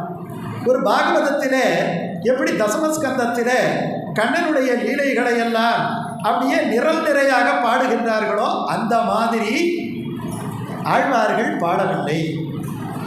ஆழ்வார்களுக்கு பாகவதத்திலே எந்தெந்த சம்பவங்களெல்லாம் நினைவுக்கு வருகின்றதோ அந்தந்த சம்பவங்களை எல்லாம் அந்தந்த திருத்தலத்தை அவர்கள் பல்லாண்டு பாடுகின்ற பொழுது, வாழ்த்துகின்ற பொழுது, மங்களாசாசனம் செய்கின்ற பொழுது, நீதான் இந்த கண்ணன் அப்படின்ட்டு அந்த கண்ணனுடைய சம்பவத்தை சேர்த்து பாடியிருக்கின்றார்கள். அந்த அடிப்படையிலே பல திருத்தலங்களை பாடி வருகின்ற பொழுது பாகவத லீலைகளை, கிருஷ்ண லீலைகளை அதெல்லாம் திருமங்கையாழ்வார் பாடுகின்றார். அதில் ரொம்ப முக்கியம் கண்ணனுடைய லீலை எப்போ ஆரம்பிக்குதுன்னு பார்க்கணும். பாகவதத்தில் கண்ணனுடைய லீலை கண்ணன் அவதரித்த அந்த கணத்திலேயே ஆரம்பிச்சது. யாதவா அற்புதம் என்னட்டு வேதாந்த தேசிகர் ஒரு அற்புதமான நூலில் இதை அழகாக சொல்கிறார். அவருடைய அற்புதம் ராமர்கிட்ட அப்படி அற்புதம் நிறைய கிடையாது. அதனால தான் ராமருக்கு யாரும் பிள்ளைத்தமிழ் பாடல், ஆனால் கண்ணனுக்கு பிள்ளைத்தமிழ் பாடினாங்க. ஒரு கிருஷ்ண ஜெயந்தி எப்படி கொண்டாடணுங்கிறத பெரியாழ்வார் அழகாக சொல்கிறார். ராம ஜெயந்தியில் இந்த குதூகலம் கிடையாது, கிருஷ்ண ஜெயந்தியில் சொல்கிறார். கிருஷ்ண ஜெயந்தியில் ஆடணும் பாடணும். ஓடுவார் விடுவார் உகந்தாளிப்பார் நாடுவார் நம்பிரான் எங்குற்றான் என்பார். பாடுவார்களும் பல்பறை கொட்ட நின்று அப்படி ஒருவருக்கொருவர் சந்தோஷமாக கோஷத்தோடு பாடினாங்களாம். அப்படியே கண்ணனை பார்க்க வேண்டும் என்கிற ஆவலிலே அவர்களெல்லாம் எப்படி கிருஷ்ண ஜெயந்தியை கொண்டாடினார்கள் என்பதை 10 பாசுரங்களிலே பெரியாழ்வார் பாடியிருக்கிறார். பிள்ளை தமிழன்ட்டு பேர். கண்ணனுடைய ஒவ்வொரு பருவத்தையும் பாடிக்கிட்டே வர. ராமருக்கு அந்த மாதிரி பிள்ளை தமிழ் கிடையாது, ஆனால் அந்த குறை இருக்கக்கூடாது அப்படின்ட்டு ஒரு ஆழ்வார் நினைச்சார். அந்த ஆழ்வார் குலசேகர ஆழ்வார். அந்த குலசேகர ஆழ்வார் என்ன பண்ணாருன்னா, கிருஷ்ண கஷேத்திரமாகிய பஞ்ச ஆரண்ய கஷேத்திரம், கிருஷ்ணாரண்ய கஷேத்திரம் என்று சொல்லப்படுகின்ற இந்த திருக்கண்ணபுரம் என்று ஒரு இடம் இருக்குது இல்லையா, அந்த திருக்கண்ணபுரத்திலே இருக்கக்கூடிய நீலமேக பெருமாள் மீது அவர் பிள்ளைத்தமிழ் பாடினார். மன்னு புகழ் கோசலைதன் மடிவயிறு வாய்த்தவனே, தென்னிலங்கை குவன்முடிகள் சிந்துவித்தாய் செம்பன் சேர், கன்னினன்மா மதில் புடைசூழ் கணபுரத்தென் கருமணியே, என்னுடைய இன்னமுதே ராகவனே தாலேலோன்னுட்டு எப்படி எங்கள் ராமருக்கு மட்டும் பிள்ளைத்தமிழ் இல்லாமல் போகலான்னுட்டு அவர் 10 பாசுரம் பாடி வச்சார் இல்லையா. மற்றபடி அந்த இளமை என்பது ராமரிடத்திலே கிடையாது. ஆழ்வார்கள் பாசுரங்கள் அதிகம் யாருக்கு? 4000 பாசுரம் இருக்குது இல்லையா. 4000 பாசுரங்களில் அதிகமான பாசுரங்கள் யாருக்கு என்னட்டு ஒரு போட்டி வச்சா, அவதாரங்களிலேயே நிறைய அவதாரங்கள் இருக்குது, தசாவதாரங்கள் இருக்குது. தசாவதாரங்கள்லாம் ரொம்ப முக்கியமான அவதாரம் இந்த கூர்ம அவதாரம், மீன அவதாரத்தினால யாரும் பாட மாட்டாங்க. நிறைய எங்கே வந்துடுவாங்க, வாமன திருவிக்கிரம அவதாரத்துக்கு வருவாங்க. கோயில் இருக்குது, அதை விட்டோம்னா நேராக நரசிம்மர் இடத்துல போயிடுவாங்க. அதுக்கப்புறம் பரசுராமருக்கு பலராமருக்குலாம் அவதாரங்கள் பெரிய அளவில் கிடையாது. அதுக்கப்புறம் 2 பூர்ண அவதாரம் இருக்குது. ஒன்று ராம அவதாரம், இன்னொன்று கிருஷ்ண அவதாரம். ஆக ஒரு 10 பாட்டு எடுத்துக்கிட்டால் மற்ற அவதாரங்களுக்கு ஒரு பாட்டு 2 பாட்டு போயிடும். மீதி இருக்கிற 8 பாட்டில் அதிகம் பாடல் யாருக்கு அப்படின்னு வச்சோம்னா, கண்ணனுக்கா ராமனுக்கா அப்படின்னு சொன்னோம்னா கண்ணனுக்கு தான் அதிக பாட்டு. ஏன்னா பாடுறதுக்கு மெசேஜ் நிறைய இருக்குது. ராமரை விட கண்ணனுடைய குழந்தைத்தனம், அந்த பாகவதத்தில் இருக்கக்கூடிய கதைகள், அவன் சகடாசுரனை அழித்தது, அந்த காளிங்க நர்த்தனம் ஆடியது, இப்படி நிறைய மெசேஜஸ் இருக்குது. அப்போ ராமர்கிட்ட அப்படி கிடையாது. தாடகாவை தான் அப்படி போயிடுச்சுன்னா அவர் வேறு ரூபத்தில் போயிடுறாரு. ஒரு குழந்தைத்தனம் அவர் இடத்துல கிடையாது. இது ஒரு இடத்துல ஒரு பெரிய உரையாடல் வருகின்ற பொழுது ஆச்சாரியர் இடத்துல கேட்குறாங்க, அதை நம்ம தெரியல, இந்த ஆழ்வார்களுக்கெல்லாம் பாரபட்சமாக போயிடுச்சு, எங்கள் ராமருக்கு அவ்வளோ பாட்டு பாடாமல் எதுக்கு எடுத்தாலும் கண்ணனை பாடிட்டு போயிட்டாங்க அப்படின்ட்டு ஒரு குறையாக சொல்லுகின்ற பொழுது அவர் சொன்னாராம், பீம்பனுக்குத்தான் அதிக பாட்டு என்னார். என்ன சொன்னாங்க? பீம்பனுக்கு. இப்போ ஒரு குழந்தை ஒழுங்காக இருக்கிற குழந்தைய பெற்றோர்கள் அந்த அளவுக்கு கண்காணிக்க மாட்டாங்க. அவன் தான் ஒழுங்காக படிச்சிடறானேன்னு.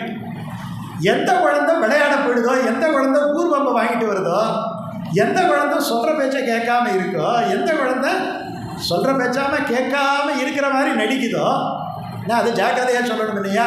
அந்த குழந்தை பேரில் இழுத்து வச்சு எல்லாம் செய்வாங்க இல்லையா? அந்த மாதிரி ஆச்சாரியர்கள் சொன்னாங்க, ஏன் உங்கள் ராமன் பிறக்கும் போதே தசரத சக்கரவர்த்திக்கு பிள்ளையாக பிறந்தவன். அவன் அரண்மனையில் போயிட்டவனா அவனுக்கு AK-47 அவ்வளோ பாதுகாப்பு இருக்குது. இவன் சாதாரண ஆயர் வீட்டிலே வளர்ந்த பிள்ளை. அவன் வீட்டிலேயே வைத்து கொண்டு இருக்கக்கூடிய கட்டிலும் தொட்டிலும் கூட அவனுக்கு எதிரியாக இருக்குதுன்னா அவனை இல்லையா பாடணும். அதனால் எங்கள் கண்ணனுக்கு பாடல்கள் அதிகம் എന്നിട്ട് ஒரு சமாதானம் சொன்னதா ஒரு கருத்து இருக்கு. அப்படிப்பட்ட ஒரு அற்புதம் அதில் இருந்தது. பிதிர்வாக்கிய பரிபாலனம் എന്നിട്ട് தான் முதல்ல கண்ணன் செய்கிறான். கண்ணன் ஆவணி ரோகிணி அஷ்டமி அர்த்த ஜாமத்திலே அவன் அந்த காராகிரகத்திலே பிறக்கின்ற பொழுது சிறையினுடைய கதவுகளெல்லாம் தானாக திறந்தன. தந்தைதால் காலில் விலங்கு அவிழன்ட்டு ஆழ்வார் பாசம். இந்த கம்சன் என்ன பண்ணியிருந்தானா, இந்த தேவகி வசுதேவர் காலில் சங்கிலியை போட்டு கட்டி வச்சிருக்கிறது ஜெயிலுக்குள்ள.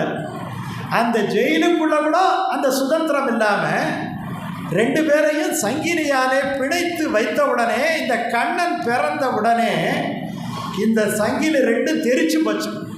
இந்த சங்கிலி 2 தெரிச்சு போச்சு. அப்படி பிறந்தவன். அப்படி பிறந்து இந்த குழந்தையை பிறந்தவனே 1000 கோடி சூரிய பிரகாச ரூபத்தோடு இருக்கக்கூடிய குழந்தைய தேவகி பார்க்குறா. பார்க்கின்ற பொழுது அவன் எப்படி இருந்தான் என்று சொன்னால், சதுர்புஜனாக இருந்தான். 4 கரங்களோடு சங்கு சக்கர பஞ்ச ஆயுதங்களோடு அப்படியே பெருமாள் இருந்தார். தேவகி பார்க்குறான், இது என்ன சாதாரண குழந்தையா இல்லையே, சாதாரண இது எப்படி தூக்குறது? 4 குழந்தை சங்கு சக்கரம் கதாயுதம் வாள் எல்லாம் வச்சுக்கிட்டு இருக்கிறாரு. வச்சுக்கிட்டு ஒரு குழந்தை இருக்குதுன்னா தூக்க முடியுமா? அவர் நினைக்கிறாராம், பகவானே இதை தெரிஞ்சா நீ தான் தெரிஞ்சு இங்கேயே உனக்கு உதச்சி கட்டிடுவானே. தாய்க்கு தெரியாது, பரமாத்மா குழந்தையா பிறந்திருக்கிறான். கம்சன் கிடையாது, கம்சனுக்கு வம்சாவளியால் கூட அவனை அந்த இடம் இருக்குமா? ஒரு தாய்க்கு தன்னுடைய மகன் எவ்வளோ பலசாலியாக இருந்தாலும் எங்கேயாவது அடிபட்டு வந்துடுவாரான்னு தான் இருக்குமே தவிர, அதுதான் தாய்மை உணர்வு. அந்த தாய்மை உணர்வு தனக்கு இல்லைன்னு குலசேகர ஆழ்வார் ஒரு பதிகத்தில் தேவகி புலம்பல்னு பாடுறாரு. அப்படி நினச்சி கை கூப்பி கேட்குறாளாம், பகவானே இப்படி இருக்காது, நீ சாதாரண மனுஷ ரூபத்தோடு எங்களுக்கு காட்சி தர வேண்டும் என்று சொன்னவனே அடுத்த நிமிஷம் இவன் தன்னுடைய சதுர்புஜங்களை வரைத்து கொண்டு துவிபுஜனாக சாதாரண குழந்தையை போல் இருந்தான். அப்போ ராமர் பிதிர்பாக்கிய பரிபாலனை எப்போ பண்ணார்? வளர்ந்து அவருக்கு அறிவு கிடைச்சி பள்ளிக்கூடத்திலெல்லாம் படிச்சுட்டு அவர் கேட்டார். ஆனால் பிறந்த உடனே தந்தை தால் சொய் கேட்டவன் யாருன்னு சொன்னால் கண்ணன் என்று ரொம்ப அற்புதமாக சொல்லுவாங்க. இதுதான் முதல் விருத்தாந்தம். அடுத்த விருத்தாந்தம் என்ன அப்படின்னு சொன்னால், இப்போ திருமங்கை ஆழ்வார் பாசுரத்தையே பார்ப்போமே. திருமங்கை ஆழ்வார் பதரி ஆசிரமம் என்னட்டு இருக்கு. பதரிங்கிறது நார்த்தில் இருக்கக்கூடிய நைமிசாரண்யம், திருவதரி, பத்ரிநாத்னு சொல்கிறோம் இல்லையா, அந்த இடம். பதரி என்ன இலந்தை காடுன்னுட்டு அர்த்தம், இலந்த மழை இருந்த இடம்னுட்டு அர்த்தம். எப்படி பிருந்தாவனம்னா துளசி காட்டுக்கு பிருந்தாவனம்னு சொல்கிறோமா, அப்படி மாதிரி இலந்தை பழங்கள் இருக்கிற இடத்துக்கு பதரின்னு பேர், பதரி ஆசிரமம் என்னட்டு பேர். அந்த இடத்துல தான் முதல்ல திருமங்கை ஆழ்வார் போய் பாடுறார்.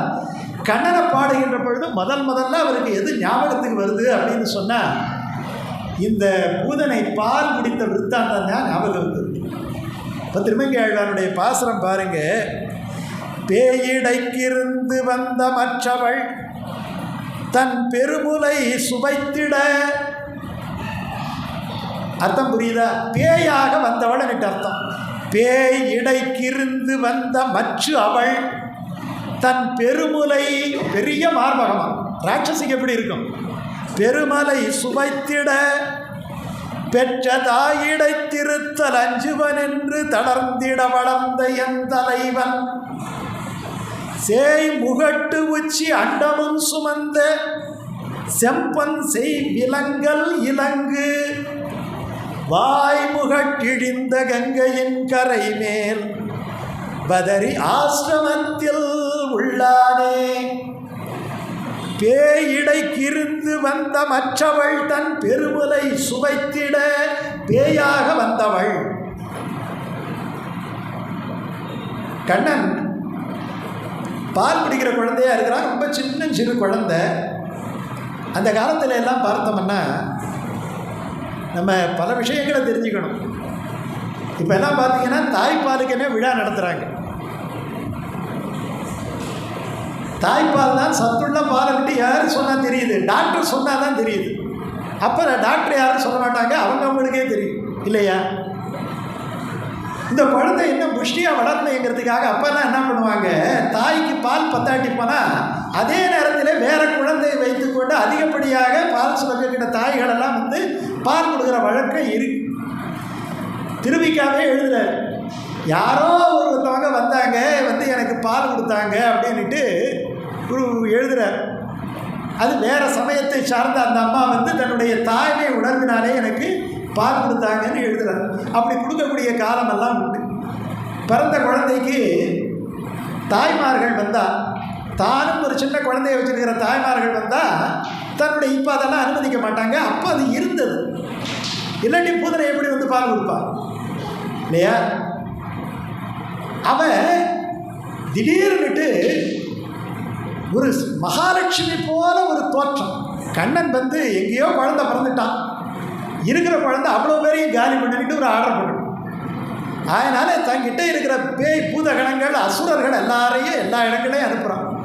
எந்த இடத்துல குழந்தை பிறந்திருக்கோ அந்த குழந்தையெல்லாம் உடனே தாயிடத்துலேருந்து வாங்கி மோதி சாகடிக்க வேண்டியது. அப்படி நிறைய குழந்தைகள் செத்து போச்சு. அப்போ இந்த ஆயர்பாடிக்கு வர்றான், கோகுலத்துக்கு வர்றான். இங்கே ஒரு குழந்தை பிறந்து அதுக்கு எல்லா விழாக்கள் நடக்கிறது தெரியுது. உடனே தன்னுடைய ரூபத்தை மறைத்து கொண்டு அங்கே இருக்கிற பெண்கள்கிட்ட பேச்சு கொடுக்குறான். அவங்க எல்லாம் சொல்கிறாங்க, ஆமாம் ஆமாம், யசோத வீட்டில் ஒரு குழந்தை பிறந்திருக்கு, அந்த குழந்தைய பார்க்கத்தான் நான் எல்லாம் போகிறோம். உடனே இவன் சொல்கிறான், நான் அந்த குழந்தைய பார்க்க வரேங்கிறான். எப்படி மகாலட்சுமி போல ரூபம் கொண்டு இந்த விஷயத்தை பார்க்கணும். மகாலட்சுமி கிடையாது. அப்போ உள்ள போய் அவங்க எல்லாம் யசோதை கிட்ட போய், அம்மா அம்மா இந்த மாதிரி ஒரு எவ்வளோ அற்புதமாக இருக்கிற பாரு, இந்த பெண் வந்து இந்த குழந்தைய பார்க்கணுன்னு பிரியப்படுறா அப்படின்னு சொன்னோடனே வெத்தலை வாக்கெல்லாம் கொடுத்து வரவழைச்சி குசலம் விசாரித்து சரின்னுட்டு அந்த குழந்தை மடியில் கொண்டு போய் கொஞ்சம் நேரம் கொடுத்துட்டு இதை காப்பி போட்டுட்டு வரேன்னுட்டு அவன் உள்ள போகிறான். அது கூட கண்ணனுக்கு தெரிஞ்சிடுச்சு, வா வா நீ இதுக்காக தானே காத்துக்கிட்டு இருந்தேன் அப்படின்ட்டு அவன் நினச்சிக்கிட்டு, எப்படா இந்த அம்மா உள்ளே போவா, இவளை நான் காலி பண்ணலாம் அப்படின்னு நினைக்கிறேன். அப்போ அந்த குழந்தைக்கு பால் புகட்டுவது போல விஷம் தோய்ந்த தன்னுடைய மார்பினை எடுத்து வாயில் வைக்கிறான். இதோட இந்த குழந்தையை முடிச்சிடலாம் அப்படின்ட்டு நினைக்கிறான். ஆனால் ரொம்ப அழகாக சொல்கிறாரு, அவன் பாலை மட்டுமா குடித்தான், பூதனையின் உயிரையும் குடித்தான். உறிஞ்சிட்டான், உயிரை உரிந்தான். அதைத்தான் சொல்றாரு. அது எப்படி விஷத்தை எப்படி குடிச்சானா, ஐயோ ரெண்டு கண்ணை மூடிக்கிட்டு குடிக்கலையா, நல்லா சுவைத்து குடித்தானா. சாக்ரட்டிஸ் வந்து எத்தனையோ சுவைகளை நான் பார்த்து விட்டு இந்த விஷத்தின் சுவையையும் நான் பார்க்க வேண்டும்னு சொல்லுவார் இல்லையா? நான் அவனுக்கு மருந்து கொடுத்தாலே டபக்குன்னு கண்ணை மூடிக்கிட்டு குடிச்சிடுறோம். கசப்பாக இருந்தாலும் அதை அனுபவித்து சாப்பிட வேண்டும். வேம்பின் புழு வேம்பென்றால் அறியாதுன்னுட்டு, வேம்பு தான் வேம்பின் புழுவுக்கு சுவையாக இருக்கும். அந்த மாதிரி அந்த கசப்பாக இருந்தாலும் அதை ருசித்து சாப்பிடுவர்கள் இருக்கிறார்கள். நான் சில விஷயமெல்லாம் பார்த்தோம்னா இது எப்படா இவன் குடிக்கிறாங்கிற மாதிரி இருக்குது இல்லையா? அந்த மாதிரி அதை ரசித்து, அதை ரசனைன்னு பேர்.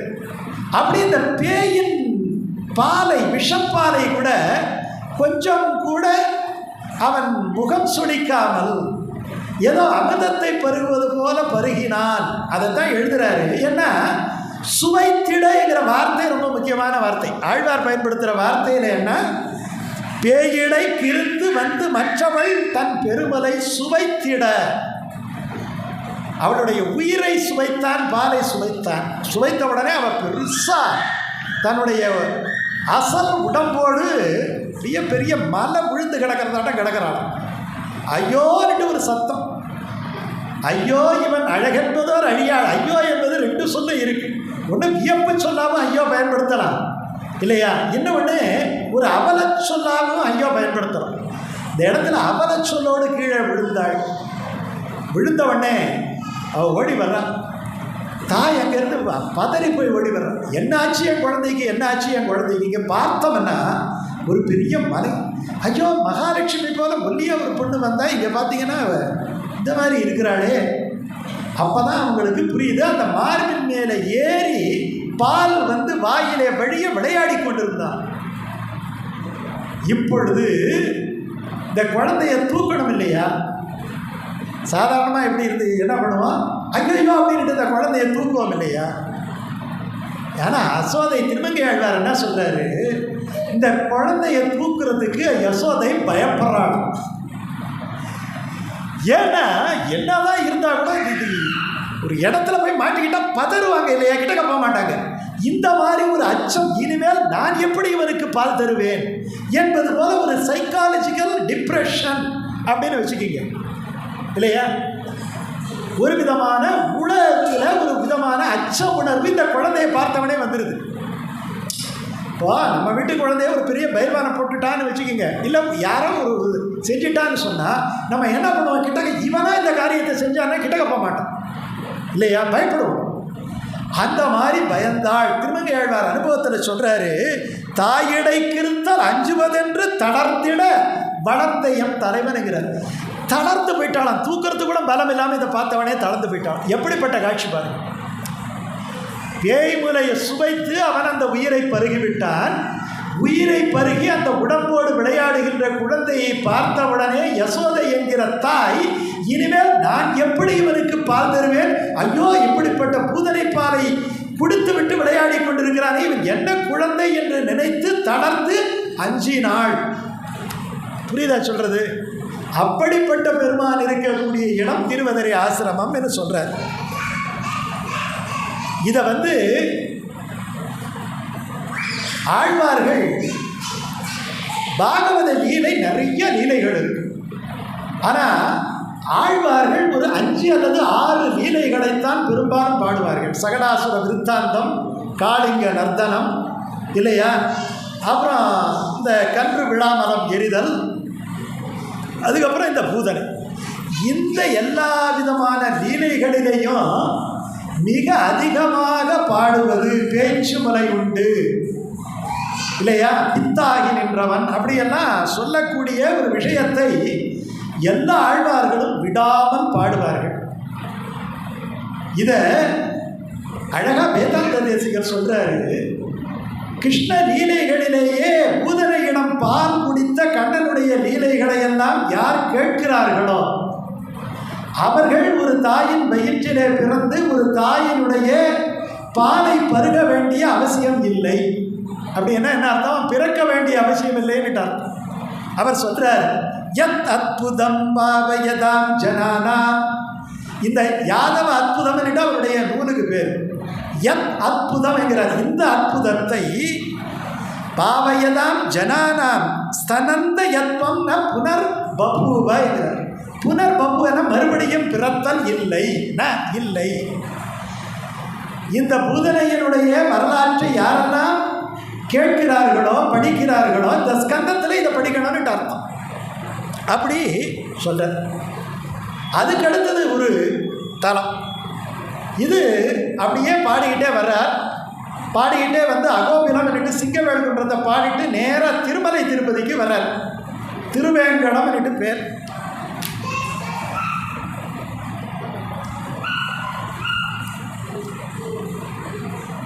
கடம் என்ன பாவங்கள், தேவன்னா வெந்து போயிடுதுன்னு அர்த்தம். திருவேங்கடம் என்று சொன்னால் எந்த தலத்திலே போய் நின்றாலே பாவங்கள் எல்லாம் வெந்து போய்விடுமோ அதுக்கு தான் திருவேங்கடம் என்று. அதனால தான் திருவேங்கடம் அடைய நெஞ்சமே என்று பாரு. அதாவது பிள்ளை பெருமாள் ஐயங்கார் என்று ஒருத்தர் இருக்கிறார். அவர் சொல்றாரு, நீ ஒன்றும் பண்ண வேணாம், நீ என்ன பண்ற, நாராயண பிரபந்தத்தில் ஏதாவது சில பாசுரங்களை பாடு. ஐயோ அதெல்லாம் எப்படிங்க பாடுறது, நமக்கு தமிழ் உள்ள நுழையாது, யாராவது பாடுவாங்க பேசுவாங்க கேளு, அது எங்கெங்க நேரம் இருக்குது நமக்கு அப்படின்னு சொல்றியா, அதெல்லாம் கேட்க வேண்டாம். இந்த மாதிரி பேசுகிறவங்களுடைய திருவடியை வணங்கு. அதெல்லாம் முடியாதுங்க, ஒன்று வேணாம், நீ இருக்கிற இடத்துல இருந்து திருமலை எந்த பக்கம் இருக்கோ அந்த டைரக்ஷனை நோக்கி காலையில் ஒரு கும்பிடு போடு. இல்லையா? அதுவும் முடியாதுன்னா நீ தேர மாட்டேன்னு எப்படி சொல்கிறாரு? எப்படி சொல்ல? தேர்வுன்னு சொல்லலை, சான்ஸ் கொடுத்துக்கிட்டே வர்றாரு. வாத்தியார் சொல்லும்போது என்ன பண்ணுவான்? இப்போ வாத்தியார் நம்மகிட்ட பையன் இந்தாடா ஒரு 3 சாப்டரை படிச்சுக்கடாம்மா. சார் 3 சாப்டர்லாம் படிக்க முடியாது சார் அப்படின்னா, சரி இந்த 40 மார்க்குக்கு இந்த 2 சாப்டர் படி சார். 2 சாப்டரெல்லாம் ரொம்ப அதிகம் சார் அப்படின்னு சொன்னால் என்ன பண்ணுவான்? சரி நான் ஒரு 10-12 கேள்வி கொடுக்குறேன், எது இப்படி சுற்றி இதுதான் வருது, இந்த 12 கேள்வி மட்டும் படிச்சுடு சார். அது கூட கொஞ்சம் கஷ்டம் தான் சார். அப்போ நீ தேர்றது கஷ்டம் முடிவு பண்ணிவிடுவோம் இல்லையா? இதைத்தான் பிள்ளை பெருமாள் ஐயங்கார் சொல்கிறாரு. 11 செந்தமிழை படிக்கலாய் கேளாய். 11 செந்தமிழனா ஆழ்வார்களுடைய அருளி செய்யும். படித்த பேர் தாளினை படியாய். யாராவது படித்தவங்க கிட்ட போய் ஒரு கும்பிடு போட்டாலும் போகிறோம். எதிபதி சரணே என்று இசைக்கிறாய், எமது திருவேங்கடத்தை துதி செய்யாய், எமது திருவேங்கடத்தை துதி செய்யாய், இருந்த இடத்திலிருந்தேனும் ஒரு கால் நினைக்கிறாய். இருக்கிற இடத்துல இருந்து காலையில் ஏந்திரிச்சு ஒரு தம கும்பிடு போடக்கூடாதா? உடனே சொல்கிறாரு, நல்லது நல்லா இருப்பேன். வாடி என் மனனே அலர்மேல் மங்கை மணாளன் மலர்ப்பதம் கிடைப்பது எவ்விதமேங்கிறார். இவ்வளவு இல்லாட்டி போனால் நீ தேர மாட்ட அப்படின்னு சொல்கிறார். அந்த மாதிரி திருவேங்கடத்தில் இவர் ஒரு அழகான பாகவதத்திலே கிருஷ்ணலீலையை பாடுறார். நின்ற மாமருது இற்று வீழ நடந்த நின்மலன். நின்மலன்னா தூய்மையானவன் அர்த்தம். நிமலன் நின்மலன் சைவத்தில் கூட வரும் இல்லையா? சிவபுராணத்தில் வரும். நின்ற மாமருது இற்று வீழ, மருத மரம் 2 வீழுமாறு நடந்த, அந்த மரத்தை நோக்கி நடந்த நின்மலன். நேமியான், நேமியானா சக்கரத்தை வச்சிருக்கிறவன். என்றும் வானவர்கை தொழும் இணை தாமரையடி எம்பிரான். எல்லா நேரத்திலையும் வானவர்கள் தேவர்கள் எல்லாம் கை தொழும் அஞ்சலி செய்கின்ற இணை தாமரையடி, 2 தாமரையும் இல்லையா? எம்பிரான், தாமரை அடிகள் நிறைந்த எம்பிரான். கன்றி மாறி பொழிந்திட கடிது ஆனிரைக்கு இடர் நீக்குவான். இந்த பசு கூட்டங்களெல்லாம் இருக்குது இல்லையா, அதனுடைய துன்பங்களை எல்லாம் நீக்கியவன். அப்படிப்பட்டவன் யார் என்று சொன்னால் அந்த கண்ணன். சென்று குன்றமெடுத்தவன், ஒரு குன்றத்தை கையிலே தூக்கியவன், கோவர்த்தனகிரியை கையிலே தூக்கியவன். அப்படிப்பட்டவன் இருக்கக்கூடிய திருவேங்கடம் அடை. ஏன் அடையிட்டு யாரை சொல்கிறாரு? தன்னை சொல்லலை, தன்னுடைய மனசை சொல்கிறார். சார் ரொம்ப நுட்பமாக பார்க்கணும். அடை என்று சொல்லியிருக்கலாம் இல்லையா? நீ போய் சேரு, பஸ் ஏறி ட்ரெயின் ஏறி போய் சேருன்னு சொல்லலாம் இல்லையா? அப்படி சொல்லலை. அடை நெஞ்சமே என்கிறார். என்னுடைய நெஞ்சமே நீ போய் திருவேங்கடத்தை அடைய வேண்டும். ஏன் சார் அந்த மாதிரி நெஞ்சமேன்னு சொல்கிறாரு? சொல்லுங்க பார்ப்போம்.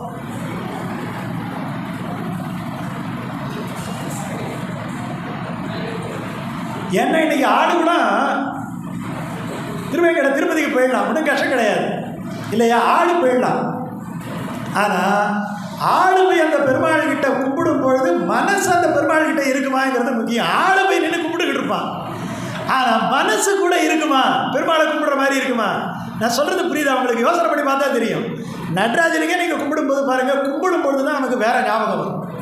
அப்போ ஸ்தூலமான சரீரம் கூட உங்களை உட்கார வச்சாவது திருமலைக்கு கொண்டுட்டு போயிடலாம். ஒரு கிழவியாக இருந்தாலும் ஒரு வீல் சேரில் வச்சு தள்ளிட்டாவது போயிடலாம். ஆனால் கிழவியினுடைய மனசு அந்த இடத்துல போகணுமே. அதனால் சொல்கிறாரு, நெஞ்சமோ ஒன்றும் இல்லாதுங்கிறார். நெஞ்சம் மட்டும் நான் சொல்கிறபடி கேட்காது. அதனால் என்ன சொல்கிறாரு? முதல்ல நான் போகாட்டியும் பரவாயில்லை, நெஞ்சமே நீ போய்கிறார். ஏன்னா மனசு தான், மனசு போயிடுச்சுன்னா போகிறோம். மனசு போயிடுச்சுன்னா இவனே போகிற மாதிரி அர்த்தம். ஆனால் இவன் போய் மனசு போகாட்டி போனால் இவன் போகாததா அர்த்தம். புரியுதா புரியலையா? ஆளு போய் மனசு போகாட்டி போனால் ஆளு போய் பிரயோஜனம் கிடையாது. ஆளு போகாமல் மனசு போனால் நிஜமாலுமே ஆளும் போனதாக அர்த்தம். ஆளும் மனசும் சேர்ந்து போயிடுச்சுன்னா நம்ம ஜென்மம் சாவல்யம் அடைஞ்சிடுச்சுன்னுட்டு அர்த்தம். அதனால் அடுத்தது இன்னொன்று என்ன தெரியுமா? பாருங்க, இவர் அகோபிலத்தில் இருக்கிறார். சிங்கவேழ்குன்றம் 2 பேர். அகோபிலம் எங்கே சார் இருக்குது? திருப்பதி எங்கே இருக்குது? அந்த காலத்தில் பஸ்ஸு ஏரோப்ளைன் எல்லாம் கிடையாது, ஹெலிகாப்டர்லாம் கிடையாது. ஹெலிகாப்டர் இருந்தாலும் 2 மணி நேரம் இல்லை. இப்போ எப்படி பார்த்தாலும் ஒரு 20-30 நாள் ஆகும். இப்போ இவருக்கு முழுக்க முழுக்க அந்த திருமலையினுடைய திருவேங்கடம் நிற்கின்ற இந்த இடம் முழுக்க இவருக்கு மனசில் இருக்கு இல்லையா? இப்போ பொதுவாக ஒரு சைக்காலஜி என்ன போவோம், நம்ம இப்போ சென்னையிலேருந்து நம்ம பஸ்ஸு ஏறுறோம், நம்ம சிதம்பரம் நம்ம வீட்டுக்கு வரணும்னா பஸ்ஸு நம்ம ஏறி உட்காருவோம், ஆனால் நம்ம மனசு வீட்டுக்கு வந்துடும். வருமா வராதா? பஸ்ஸு ஏறின உடனே சரி இந்த நேரத்தில் இது வரும், 8 மணி 10 மணி ஆகும், 10 மணி ஆன உடனே இவங்க இட்லி பண்ணி வச்சுருப்பாங்க, இப்போ எஃப்எம் எல்லாம் எங்கே இருக்கும்? சிதம்பரத்தில் வந்துடும். இருக்கிறது எப்படி?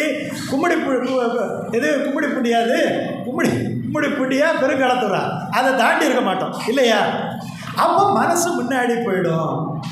அந்த மாதிரி ஆழ்வார் சிங்கவேழ்குன்றம் போய் பாடலை பாடின உடனே அவருடைய மனசு சுஷவராகி திருவேங்கடத்துக்கு போயிடுச்சு.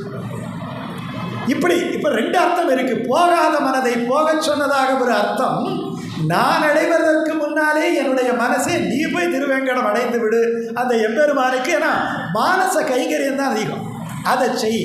அப்படி சொல்லும் பொழுது நின்ற மாமருது இற்று வீழ நடந்த நின்மலன்கிறார். இந்த குபேரனுடைய குழந்தைங்க 2 பேர் இருந்தாங்க. அவனுக்கு ஒருவனுக்கு நலகூபன், இன்னவனுக்கு மணிக்கிரீவன் 2 பேர். 2 பேரும் என்ன பண்ணாங்க, அப்சரஸ் ஸ்திரீகளோட ஒரு இடத்துல விளையாடிக்கிட்டு இருந்தாங்க.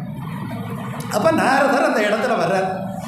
நாரதர் வந்த உடனே தேவமுனிவர் வர்றாருன்னவுடனே ஒரு மரியாதையாக அந்த ஸ்திரீகள் எல்லாம் தங்களுடைய ஆடையை அணிந்து கொண்டு அந்த இடத்துலேருந்து மேலே வந்து விலகி போய்விடுகிறார்கள். ஆனால் இவர்கள் தாங்கள் குபேரனுடைய பிள்ளைகள் என்கிற ஒரு அலட்சியத்தினாலே, குபேரனுடைய பிள்ளைகள் என்றால் செல்வத்தின் பிள்ளைகள் என்று அர்த்தம். அப்போ இந்த இடத்துல நுட்பத்தை அதுதான் பார்க்கணும். செல்வத்தின் பிள்ளையாக இருந்தால் ஆணவமும் அலட்சியமும் தானாக வந்துவிடும். புரியுதுங்களா? இந்த இடத்துல வெறுமனே இது 2 அசுரர்கள் என்று நினச்சிக்க கூடாது. இந்த நுட்பம் என்ன எப்படி சொன்னால், ஏன்னா அதனால தான் நான் குபேரன் பிள்ளைன்னு சொன்னேன். குபேரன் பிள்ளைன்னா அம்பானி பிள்ளையாட்டம் வச்சுக்கிங்க. அப்படி கோடீஸ்வரனுடைய பிள்ளையாக இருக்கும் பொழுது யாரையும் மதிக்க வேண்டும் என்று தோணாது. அதனாலேயே அந்த செல்வத்தினால் வந்த ஆணவத்தினாலேயே அவர்கள் அழிந்து போவார்கள் என்பதுதான் அந்த கதையிலே நமக்கு இருக்கக்கூடிய ஒரு விஷயம். ஒரு புதிய ஆங்கிளில் பார்க்கணும் இல்லையா? அப்போ இந்த 2 பேரும் என்ன பண்ணாங்க, விட்டுட்டாங்க.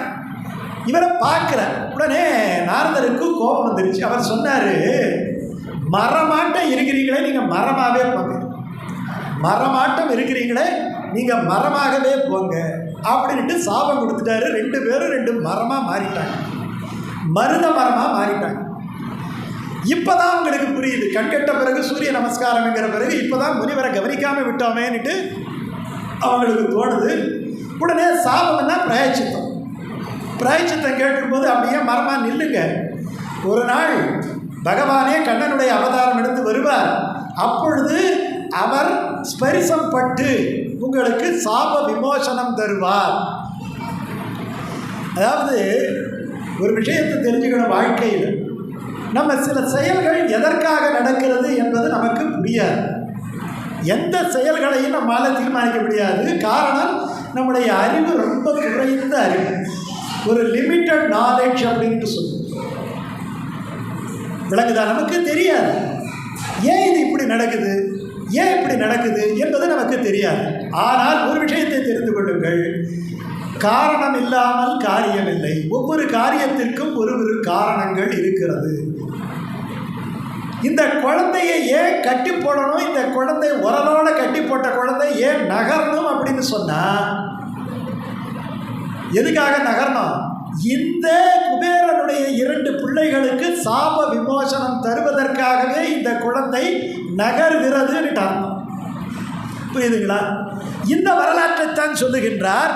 நின்ற மாமருது, மருத மரம் என்று அர்த்தம். மருதுன்னா மருத மரம், மா என்ன பெரிய மரங்கள், யாரும் சகிக்க முடியாத மரங்கள் அப்படின்ட்டு அர்த்தம். இன்னொரு அர்த்தம் இருக்கு. பகவானே அந்த மரத்தை போய் தள்ளக்கூடிய பெருமை பெற்ற மரம். அதனால் மா என்பது பெருமை நிறைந்த மரம் அப்படின்ட்டு ஒரு அர்த்தம் இருக்கு. அப்படிப்பட்ட இந்த மரத்தை சாய்த்தான் அப்படின்ட்டு அர்த்தம் இல்லையா? இது ரெண்டாவது ஒரு கதையை எந்த இடத்துல சொல்கிறாரு? திருவேங்கடத்தில் சொல்கிறார். மூணாவது அப்படி பாடிட்டு நேராக வர்றாரு. திருக்கோவலூர் அப்படின்ட்டு ஒரு தலம் இருக்குது. திருக்கோவலூரில் இருக்கக்கூடிய தலம் என்ன? திருவிக்கிரம பெருமாள் இல்லையா?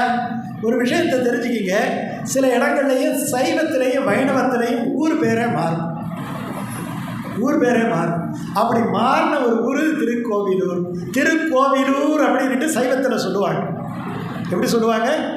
ஆனால் அதுதான் கவர்மெண்ட்டில் இருக்குது. ஏன்னா சைவம் தானே பெரும்பான்மை. ஆகையினால திருக்கோவிலூருங்கிறதா ரயில்வே ஸ்டேஷனில் இருக்கும். ஆனால் ஆழ்வார்கள் கோவலூர் மாமலராள் அப்படின்னு சொல்கிறதால கோவலன் என்று சொன்னாலே கண்ணன் ஆயன் என்று அர்த்தம். அங்கே இருக்கக்கூடிய பெருமாள் கண்ணனன் பெருமான் என்பதனாலே இல்லையா ஆயன் என்னட்டு அர்த்தம். திருக்கோவலூர் பெருமாளுக்கு என்ன பேர் தெரியுமா? ஆயனார் அப்படின்ட்டு அர்த்தம். திருக்கோவலூர் பெருமாளுக்கு திருவிக்கிரம பெருமாள் என்று நம்ம சொல்கிறோம். ஆனால் அது கிடையாது. திருக்கோவலூர் ஆயனார் என்று பேர். புரியுதுங்களா? அதனால் ஆயன் இருக்கக்கூடிய ஊர், அதனால் திருக்கோவலூர் என்று பேர். அதனால் இந்த இடத்துல அந்த திருக்கோவலூர் பாசனத்தில் சொல்கிறாரு. எப்படி சொல்கிறார் பாருங்க. மஞ்சாடு வர 7 கடல்கள் 7 வானகமும் மண்ணகமும் மற்றுமெல்லாம் எஞ்சாமல் வயிற்றடக்கி ஆலின் மேலோர் இளம் தளிரில் கண்படர்ந்த ஈசன் தன்னை துஞ்சா நீர் வளம் சுரக்கும் பெண்ணை தன்பால் தூயனான் மறையாளர் சோவு செய்ய செஞ்சாலி விளை வயலுள் திகழ்ந்து தோன்றும் திருக்கோவலூரதனுள் கண்டேன் நானே. திருக்கோவலூருடைய எழில் சொல்கிறார். அங்கெல்லாம் துஞ்சா நீர் வளம் சுரக்கும். எங்கே பார்த்தாலும் பச்சை பசையில் நின்று இருக்கும். கரும்புகள் நிறைய போட்டு வச்சுருப்பாங்க. அந்த கரும்பை காய்ச்சக்கூடிய அந்த தோகையெல்லாம் எரிக்கக்கூடிய புகை மண்டலம் வானுயரத்துக்கு எரியும். அப்போ அந்த கரும்பாறைகளெல்லாம் அந்த இடத்திலே இருந்தன. செஞ்சாலி விளை வயலுள் அப்படின்னு சொல்கிறார். அப்படிப்பட்ட உயர்ந்த தேசம். அந்த தேசத்தில் கண்ணன் என்ன பண்ணானா, மஞ்சாடு வர 7 மேகங்கள் சூழ்ந்தப்பட்ட பெரிய 7 மலைகள், கடல்கள் 7 கடல்கள், வானகம் வான், மண்ணகம் சப்தலோகங்கள், மற்றும் என்னென்ன இருக்கோ எல்லாத்தையும் எஞ்சாமல் வயிற்றடக்கின்னு சொன்னால் கொஞ்சம் கூட மீதி வைக்காம புற்பா முதலா புல்லெரும்பாதி ஒன்றின்றியே நற்பாலயோத்தியில் வாழும் சராசரம் முற்றமும் என்னட்டு அந்த இடத்துல வார்த்தை. இந்த இடத்துல எஞ்சாமல் வயிற்றடக்கி ஒன்னையும் விடாமல் சர்வலோகங்களையும் தன்னுடைய வயிற்றிலே வைத்து காப்பாற்றினான். அப்படி காப்பாற்றியவன் நான் எங்கே பார்த்தேன் என்று சொன்னால் வயல்கள் நிறைந்த திருக்கோவலூரிலே நான் கண்டேன் அப்படின்னு பாசம். அப்போ இதில் என்ன விருத்தாந்தத்தை சொல்கிறாருன்னு சொன்னால், உலகம் 7 விழுங்கி தன்னுடைய வயிற்றில் அடக்கிய அந்த கதையை சொல்கிறார் அப்படின்ட்டு அர்த்தம். முதல்ல ஒரு விஷயத்தை தெரிஞ்சுக்கணும். பகவான் படத்தை நீங்கள் பார்த்துருப்பீங்க. பகவான் படம் எத்தனையோ இருக்குது. அதில் ஒரு சின்ன ஆளிலை கண்ணனுங்கிறது தான் ரொம்ப விசேஷமான படம்.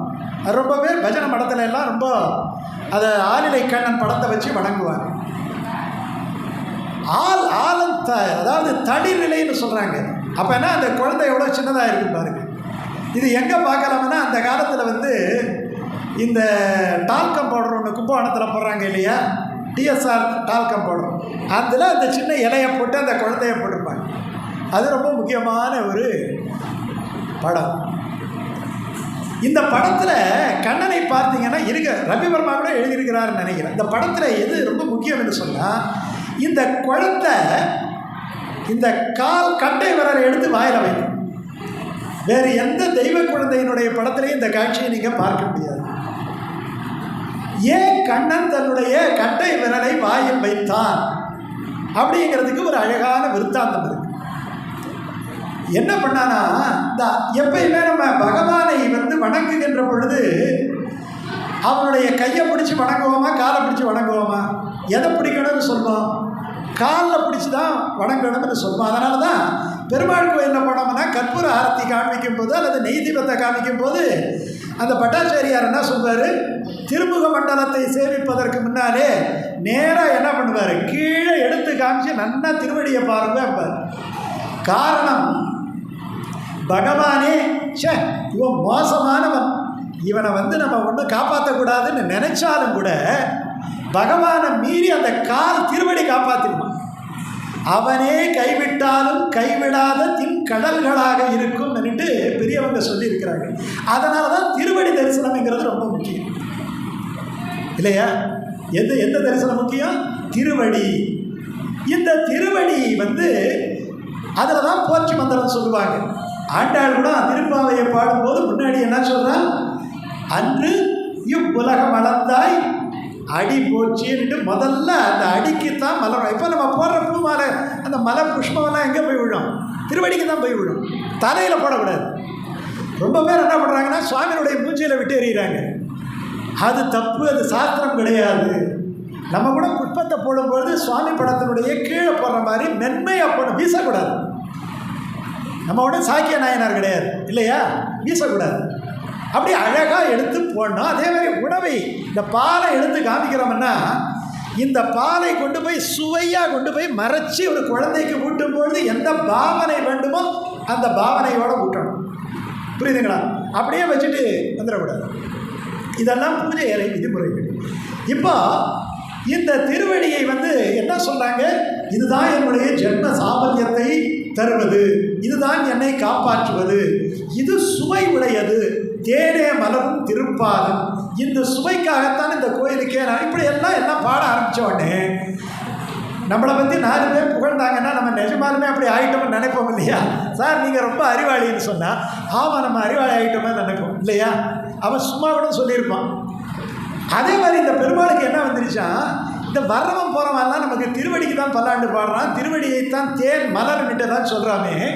இந்த திருவடி நிஜமாலுமே தேன் தானா அப்படின்னு நினச்சி வைகுந்தத்தில் ஸ்ரீதேவி பூதேவி உட்கார்ந்துருக்கும் போது இந்த பிராட்டிக்கிட்ட கேட்குறார், பெருமாள் கேட்குறாரு, ஏம்மா எல்லாம் வர்றவங்க எல்லாம் தேனே மலரும் திருப்பாதம் கண்டேனேன்னுட்டு என்னுடைய மலரடியை தேனே மலரும்னு சொல்கிறாங்களே, திருவடி நிஜமாலுமே அப்படி சுவையாக இருக்குமா? உடனே அந்த அம்மா புரிஞ்சுக்கிட்டாங்க, இந்த ஆளுக்கு ஏதோ விபரீதமான எண்ணம் வரப்போகுது போல இருக்குது, இதை உடனே டெஸ்ட் பண்ணி பார்க்க போகிறாரு இருக்கு. அப்போ சொல்கிறார் அவர், இந்த ஸ்ரீதேவி சொல்கிறாங்களா, இதை பாருங்கள், நீங்கள் ஏதோ மனசில் வச்சு கேட்குறீங்க, நீங்கள் பெருமாள் இந்த இடத்துல இத்தனை பக்தர்கள் இருக்கிறாங்க, அவங்கெல்லாம் உங்களை பற்றி ரொம்ப உயர்வாக எடுத்துருக்கிறாங்க, நீங்கள் டக்குன்னுட்டு இந்த கால்கட்டை வரலை எடுத்து வாயில் வச்சுக்காதீங்க, அவங்களுக்கு தெரிஞ்சு போச்சு அந்த அம்மையார் உடனே சொல்கிறாங்களா, அதனால் நீங்கள் பேசாமல் இருங்க, ஏதோ சொன்னாங்க அதோட கேட்டுக்கிட்டு இருங்க, இங்கே எல்லாம் அந்த விபரீதத்தை வச்சுக்காதீங்க, இங்கே எல்லாம் நித்திய சூரிகளெல்லாம் கண்ணு வைக்காமல் பார்க்கிறவர்கள், சதாபசந்து சூரியகான்ட்டு இமைக்காத கண் படைத்தவர்கள், இவர்களை மீறியெல்லாம் நீங்கள் ஒன்றும் பண்ண முடியாது, அதனால் இந்த விபரீத ஆசையை விட்டொழிக்க வேண்டும்னு பெருமாள் கிட்ட பிராட்டி சொன்ன உடனே, ஒரு ஆசை வந்துட்டால் பெருமாளாக இருந்தாலும் போகாது இல்லையா, இது என்ன பண்ணலாம்னுட்டு யோசனை பண்ணுறாரு. யோசனை பண்ணும்பொழுது பெருமாளுக்கு திருமஞ்சன டைம் வந்துடுச்சு. திருமஞ்சனம் பண்ணுறதுக்காக பெரிய பெரிய மஞ்சளும் வாசிகையும் பெரிய பெரிய அண்டாக்களில் நறுமண புஷ்பங்கள் வச்ச நிறைய பரிமள நீர் அதை கொண்டாந்து பெருமாளுக்கு திருமஞ்சனம் பண்ணுறாங்க. எங்கே நடக்குது? வைகுந்தத்தில் நடக்குது. வைகுந்தத்தில் நடந்த உடனே பெருமாள் பார்க்குறாரா, இப்போ திருமஞ்சனம் நடந்து முடிஞ்சவொடனே, சந்தன காப்பு முடிஞ்சவொடனே என்ன பண்ணுவாங்க? தூபம் போடுவாங்க இல்லையா? புகைவதும் குறிப்புவேன்ட்டு ஆழ்வார் சொல்கிறார், ஒரு கூலத்தை இட்டாவது புகை போட வேண்டும். அதாவது எது முக்கியம் என்று சொன்னால் தீபாராதனை கூட முக்கியம் கிடையாது. ஆழ்வாருடைய பாசுரத்தில் ஒரு பூஜையில் எது முக்கியம் என்று சொன்னால் புகை போடுறது முக்கியங்கிறார், சாம்பிராணி காமிக்கிறது தான் முக்கியம். திருமாலிருசோலை பாசுரத்தில் சொல்கிறாரு, அங்கே இருக்கக்கூடிய குறவர்களெல்லாம் புதுசாக நெல் அறுத்த உடனே அந்த நெல்லை கொண்டு போய் கள்ளழகர் கோயிலில் வச்சு என்ன பண்ணுவாங்களா, இந்த புகையை போடுவாங்களாம், புது புகை காட்டிங்கிற அந்த நெல்லில் சோறாக்கி கொண்டு போய் வச்சு புது புகை காட்டுவார்களாம். அவங்க கிட்டே இருந்து எப்படி படையல் போடுறதுங்கிறத தெரிஞ்சுக்கோங்கிறார் பெரியாள். அப்போ இந்த புது புகையை போடுறக்கூடிய இந்த இடத்துல புகை போடுறாங்களாம். பெருமாளுக்கு கொஞ்சமாக புகை போடக்கூடாது, புகை நிறையா போடணும். போட போட போட போட போட போட வைகுண்டம் முழுக்க புகை மண்டலமாக போயிடுச்சு. வைகுண்டம் முழுக்க ஒரே புகை. இந்த புகைக்கு அந்த பக்கம் இருக்கிறவங்க இந்த பக்கம் இருக்கிறவங்க தெரியல. சில நேரத்தில் மார்கழி மாதத்தில் ரோடு தெரியாது பார்த்தீங்களா, அந்த மாதிரி இருக்கு. உடனே பெருமாள் நினச்சாரா, இந்த புகை கீழே தணியறதுக்கு முன்னாடி நம்ம ஒரு அவதாரம் எடுத்துருவோம். அவதாரம் எடுத்து கண்ணனாக போயிட்டு இந்த கால் கட்ட வரல் எப்படி ருசியாக இருக்கா இல்லைன்னு பார்த்துட்டு வந்துடுவான்னுட்டு டக்குன்னு நினைச்சாராம். நினச்சி கண்ணனுடைய அவதாரத்தை எடுத்துட்டார். அப்போ கண்ணனுடைய அவதாரம் எத்தனை ஆண்டுகளாக இருந்தாலும் வைகுந்தத்திலே புகை போட்டு பெருமாளுக்கு தூப தீபம் காட்டி அந்த புகை அடங்குவதற்குள் கண்ணனுடைய அவதாரம் எடுத்தான். அப்படி என்று ஆழ்வார் ரொம்ப ரசனையோடு பாடுறார். சுட்டு நன் மாலைகள் தூயன வேத்தி நன்னீர் ஆட்டி அங்கு தூபம் தர நிற்கவே தூபம் அங்கு ஓர் மாயையினால் தன்னுடைய மமமாயா துரத்தையா என்கிறா இல்லையா, அங்கு ஓர் மாயையினால் ஈட்டிய வெண்ணை தொடுகுண்ண திமிரேற்றுவேன் உன் கோட்டிடை ஆடினை கூத்து அடலாயிரம் கொம்புனுக்கேங்கிற. இங்கே கீழே போய் இந்த வெண்ணெய் கிண்ணெய் எல்லாம் சாப்பிட்டுட்டு அது பத்தாமல் சப்த லோகங்களையும் வயிற்றிலே அடக்கி ஒரு ஆளிலையிலே பள்ளி கொண்டு தன்னுடைய கட்டை விரலையும் தான் சுவைத்து பார்த்து ஆமாம் ஆமாம் இது தேனே மலரும் திருப்பாதம் தான் என்பதை நாம் நிர்ணயித்துக் கொள்வோம் என்பதற்கே எடுத்த அவதாரம் இந்த கண்ணனுடைய அவதாரம் என்று சொல்கிறார். அப்படிப்பட்ட அற்புதம் தான் இந்த பாடலில் சொல்கிறாரு, அழகாக சொல்கிறார். அதுக்கு அடுத்தது உரியார்ந்த நறுவெண்ணை ஒளியால் சென்று அங்கு உண்டானை கண்டு ஆய்ச்சி உரலோடு ஆர்க்க தரியார்ந்த கருங்களிலே போல நின்று தடங்கண்கள் பனிமல்கும் தன்மை வெறியார்ந்த மலர்மகள் நாம் அங்கையோடு வியன்கலையன் தோழி நான் விளங்கு செல்வச் செறியார்ந்த மணிமாடம் திகழ்த்து தோன்றும் திருக்கோவலூர் அதனுள் கண்டேன் நானே தரியார்ந்த கருங்களிலே போல் நின்று. அங்கே பார்த்தவன்னா கண்ணனை கொண்டு போய் உரலில் கட்டி போட்ட உடனே ரொம்ப வேகமாக அந்த ஊமை மட்டும் சொல்லிக்கிட்டே போகிறேன். ஒரு உரலில் கொண்டு போய் கண்ணன் எப்படி இருப்பான்? கண்ணன் கருப்பாக இருப்பானா சிவப்பாக இருப்பானா? கருப்பாக தானே இருப்பான். கருங்குட்டன் செங்குட்டன் கண்ணனுக்கு பலராமனுக்கு இவன் சிவப்பாக இருப்பானா அவன் கருப்பாக இருப்பான். ரெண்டு பேரும் இருக்கிற வெண்டைகிணையெல்லாம் சாப்பிட்டுட்டு எப்படி இருப்பாங்களா? சில குழந்தைங்களாம் ஒல்லியாக இருக்கும் இல்லையா? கண்ணனை எங்கேயாவது ஒல்லி கண்ணனை பார்த்துருக்கிறீங்களா? ஒல்லியாக இருந்தால் அவன் கண்ணனே கிடையாது. கண்ணனுக்கு என்ன அடையாளம்? ரொம்ப புஷ்டியாக குண்டாக இருக்கணும். அதுதான் ஆழ்வார் சொல்கிறார். படு உம்மத புதல் சோர வாரணம் பையன் நின்றுவது போல் வாயிலெல்லாம் எச்சில் ஒழுவிக்கிட்டு யானை நடக்கிற மாதிரி 4 காலால் நடந்து போவான். புரியுதுங்களா?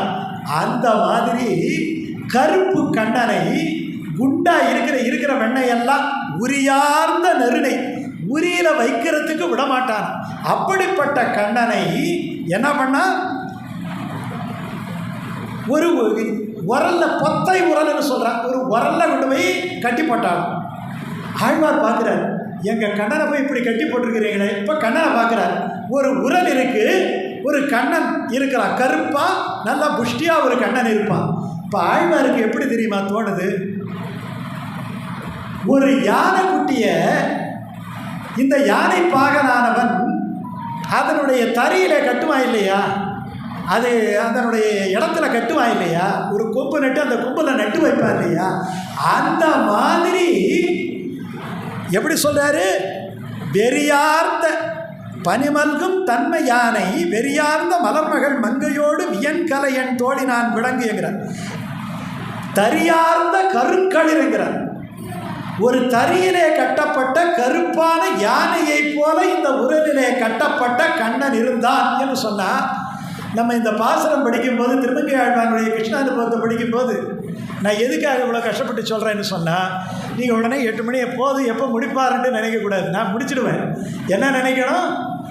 ஒரு கருப்பு யானையை கட்டி வச்சா அந்த கட்ட இடத்துல கருப்பு யானை எப்படி நிற்குமோ அதுவும் உரல்ல கட்டின கண்ணனை நமக்கு ஒன்றா தெரிஞ்சால், இவங்க இவ்வளோ கஷ்டப்பட்டு ஒரு உபன்யாசத்தை வச்சு உங்களுக்கு கிருஷ்ண ஆனந்தத்தை சொல்கிறதுக்கு வாய்ப்பு தந்தாங்க. நான் சொல்கிறதும் சரியாக சொல்கிறேன், கேட்குறதும் சரியாக சொல்கிறீங்கன்னுட்டு அர்த்தம். அப்படி இல்லைன்னு சொன்னால் இந்த திருமங்கை ஆழ்வார் அனுபவம் நமக்கு வரலன்னு. அதுதான் ஆழ்வார் அனுபவம். ஆழ்வாருக்கு எப்படி தோணுது பாருங்க. எங்கேயோ நடந்தது, யசோதாவை வரல கட்டி போட்டா, அவன் யானையாட்டம் இருக்கிறான். இந்த கோயிலில் பார்த்தோம்னா ஒரு யானை கட்டி போட்டிருக்கிறான் பாகன். இந்த பாகன் கட்டி போட்ட யானையும் அங்கே கண்ணனை கட்டி போட்ட உரலும் ஒன்றா இருக்குதுன்னு சொன்னால், யானையை பார்க்கும்போது கண்ணனும், கட்டி போட்ட தறியை பார்க்கும்போது உரலும் ஞாபகத்துக்கு வருது என்று சொன்னால், எங்கே பார்த்தாலும் தன்னுடைய கண்ணன் தான் ஆழ்வாருக்கு ஞாபகம் வருகிறது என்று பொருள். அந்த ஒரு ருசி தான் நமக்கு இங்கே வரணும். அதுக்காக தான் இந்த பாட்டை அவ்வளோ விளக்கமாக சொல்கிறது. சரி, முடிஞ்சு போச்சு. அடுத்தது விரைவாக சொல்லி முடிச்சுக்குவோம். குன்றால் மாறி தடுத்தவனை குலவேழமன்று பொன்றாமை அதனுக்கு அருள் செய்த போர் ஏற்றை அன்றாவின் நறுனை அமர்ந்து உண்ண அணி அழுந்தூர் நின்றானை அடியேன் கண்டுகொண்டு நிறைத்தேனேங்கிறார். இந்த வாசனை எந்த இடத்துக்கானதுன்னா, தேரெழுந்தூர்ன்னுட்டு ஒரு இடம். தேரெழுந்தூரில் பார்த்தா கண்ணன் மாடு கண்ணோட தான் இருப்பார்.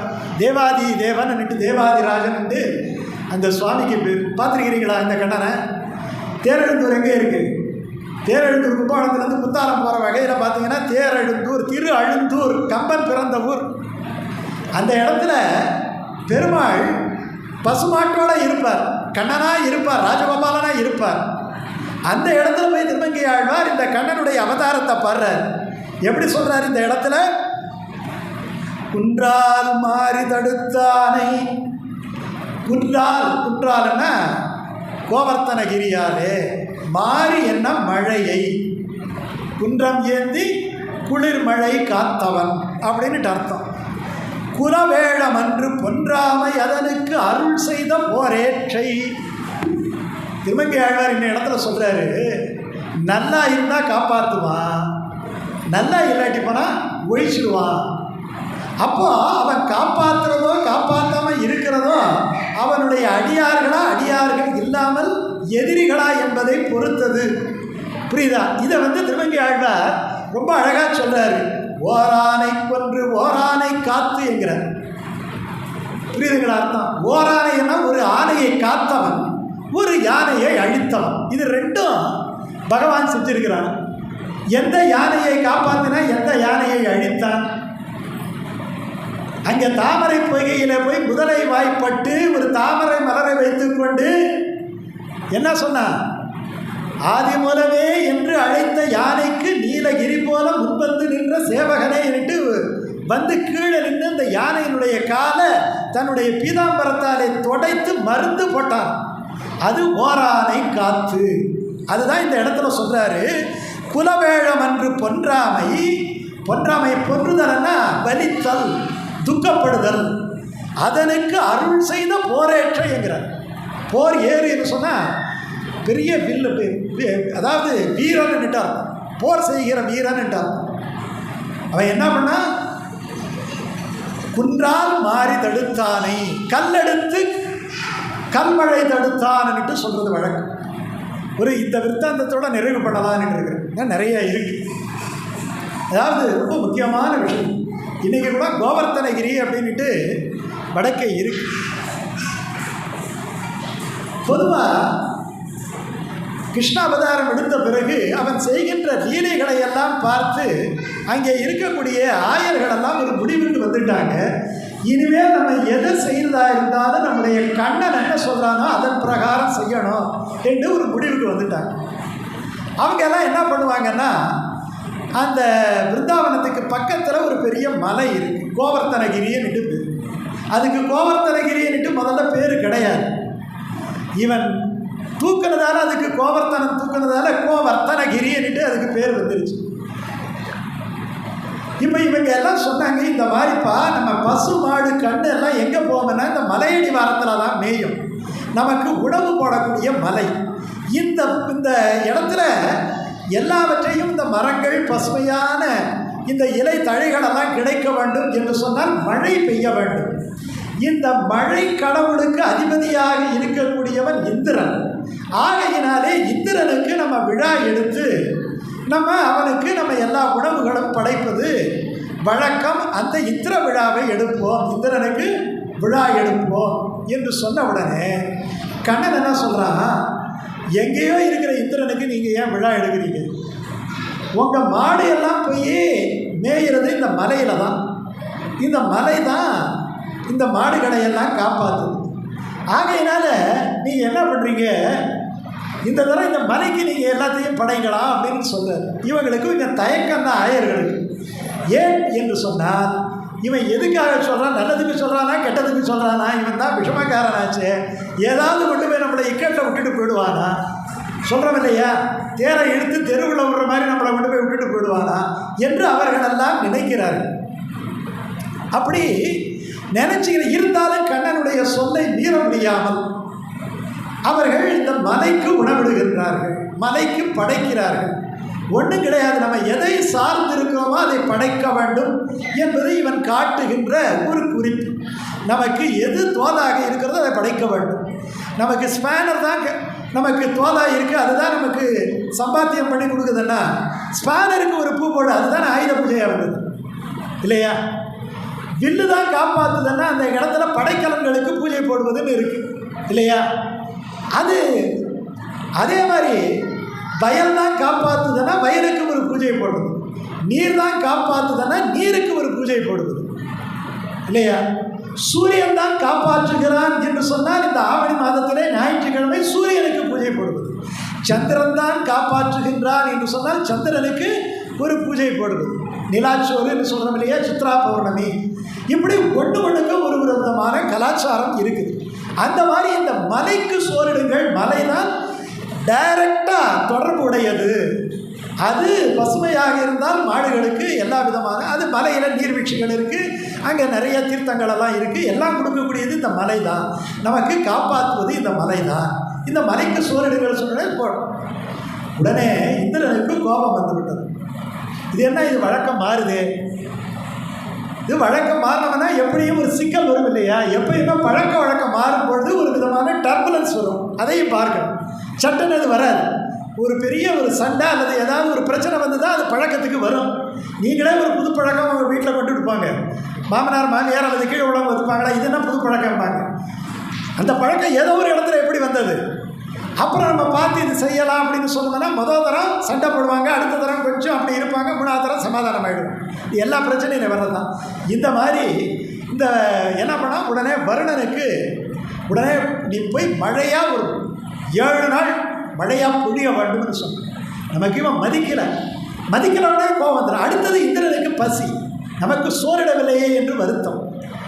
உடனே அவன் இந்த புஷ்கலாவர்த்தம் என்று சொல்லக்கூடிய பெரிய மேகங்களை கொண்டு போய் தள்ளுறான். தள்ளி மழையாக பொழியுது, விடாமல் மழை, கல் மழைன்னு சொல்கிறோம். உடனே இவர்களெல்லாம் பதறி போய் கண்ணனிடத்திலே வருகிறார்கள். ஐயோ கண்ணா, உன் பேச்சை கேட்டோமே, உன் பேச்சை கேட்டு இப்போ சிக்கலாக போயிடுச்சு, இப்போ எங்களை காப்பாற்றுறதுக்கு இல்லையே. இப்போ ஒருத்தவங்கிட்ட கோச்சிக்கிட்டு மறுபடியும் அவங்ககிட்ட போனோம்னா அவன் சமாதானம் அடைவானா? கோச்சிக்கிட்டான். இனிமேல் போய் இந்திரனுக்கு விழா எடுத்தாலும் ஒன்றும் வராது, நீ சின்ன பிள்ளை பேச்சை கேட்கக்கூடாதுங்கிறது இதுக்கு தான். உங்களுடைய பேச்சை கேட்டு நம்ம வீணாக போயிட்டோம்னு புலம்பும் போது ஒன்றும் புலம்பாதீங்க. என் பேச்சை தானே கேட்டீங்க, இப்போ நீங்கள் மலைக்கு சோறு போட்டீங்க, மலை தான் உங்களை காப்பாற்றணும், இந்த மலையையே நான் காப்பாற்ற வைக்கிறேன் என்று சொல்லி தன்னுடைய சுண்டு விரலாலே அந்த கோவர்த்தனகிரியை கவிழ்த்து தூக்கி கொண்டான் குடையாக. குன்றை குடையாக எடுத்தாய் குணம் போய் இல்லையா? குன்றை எப்படி எடுத்தாலும் குடையாக எடுத்தோமா?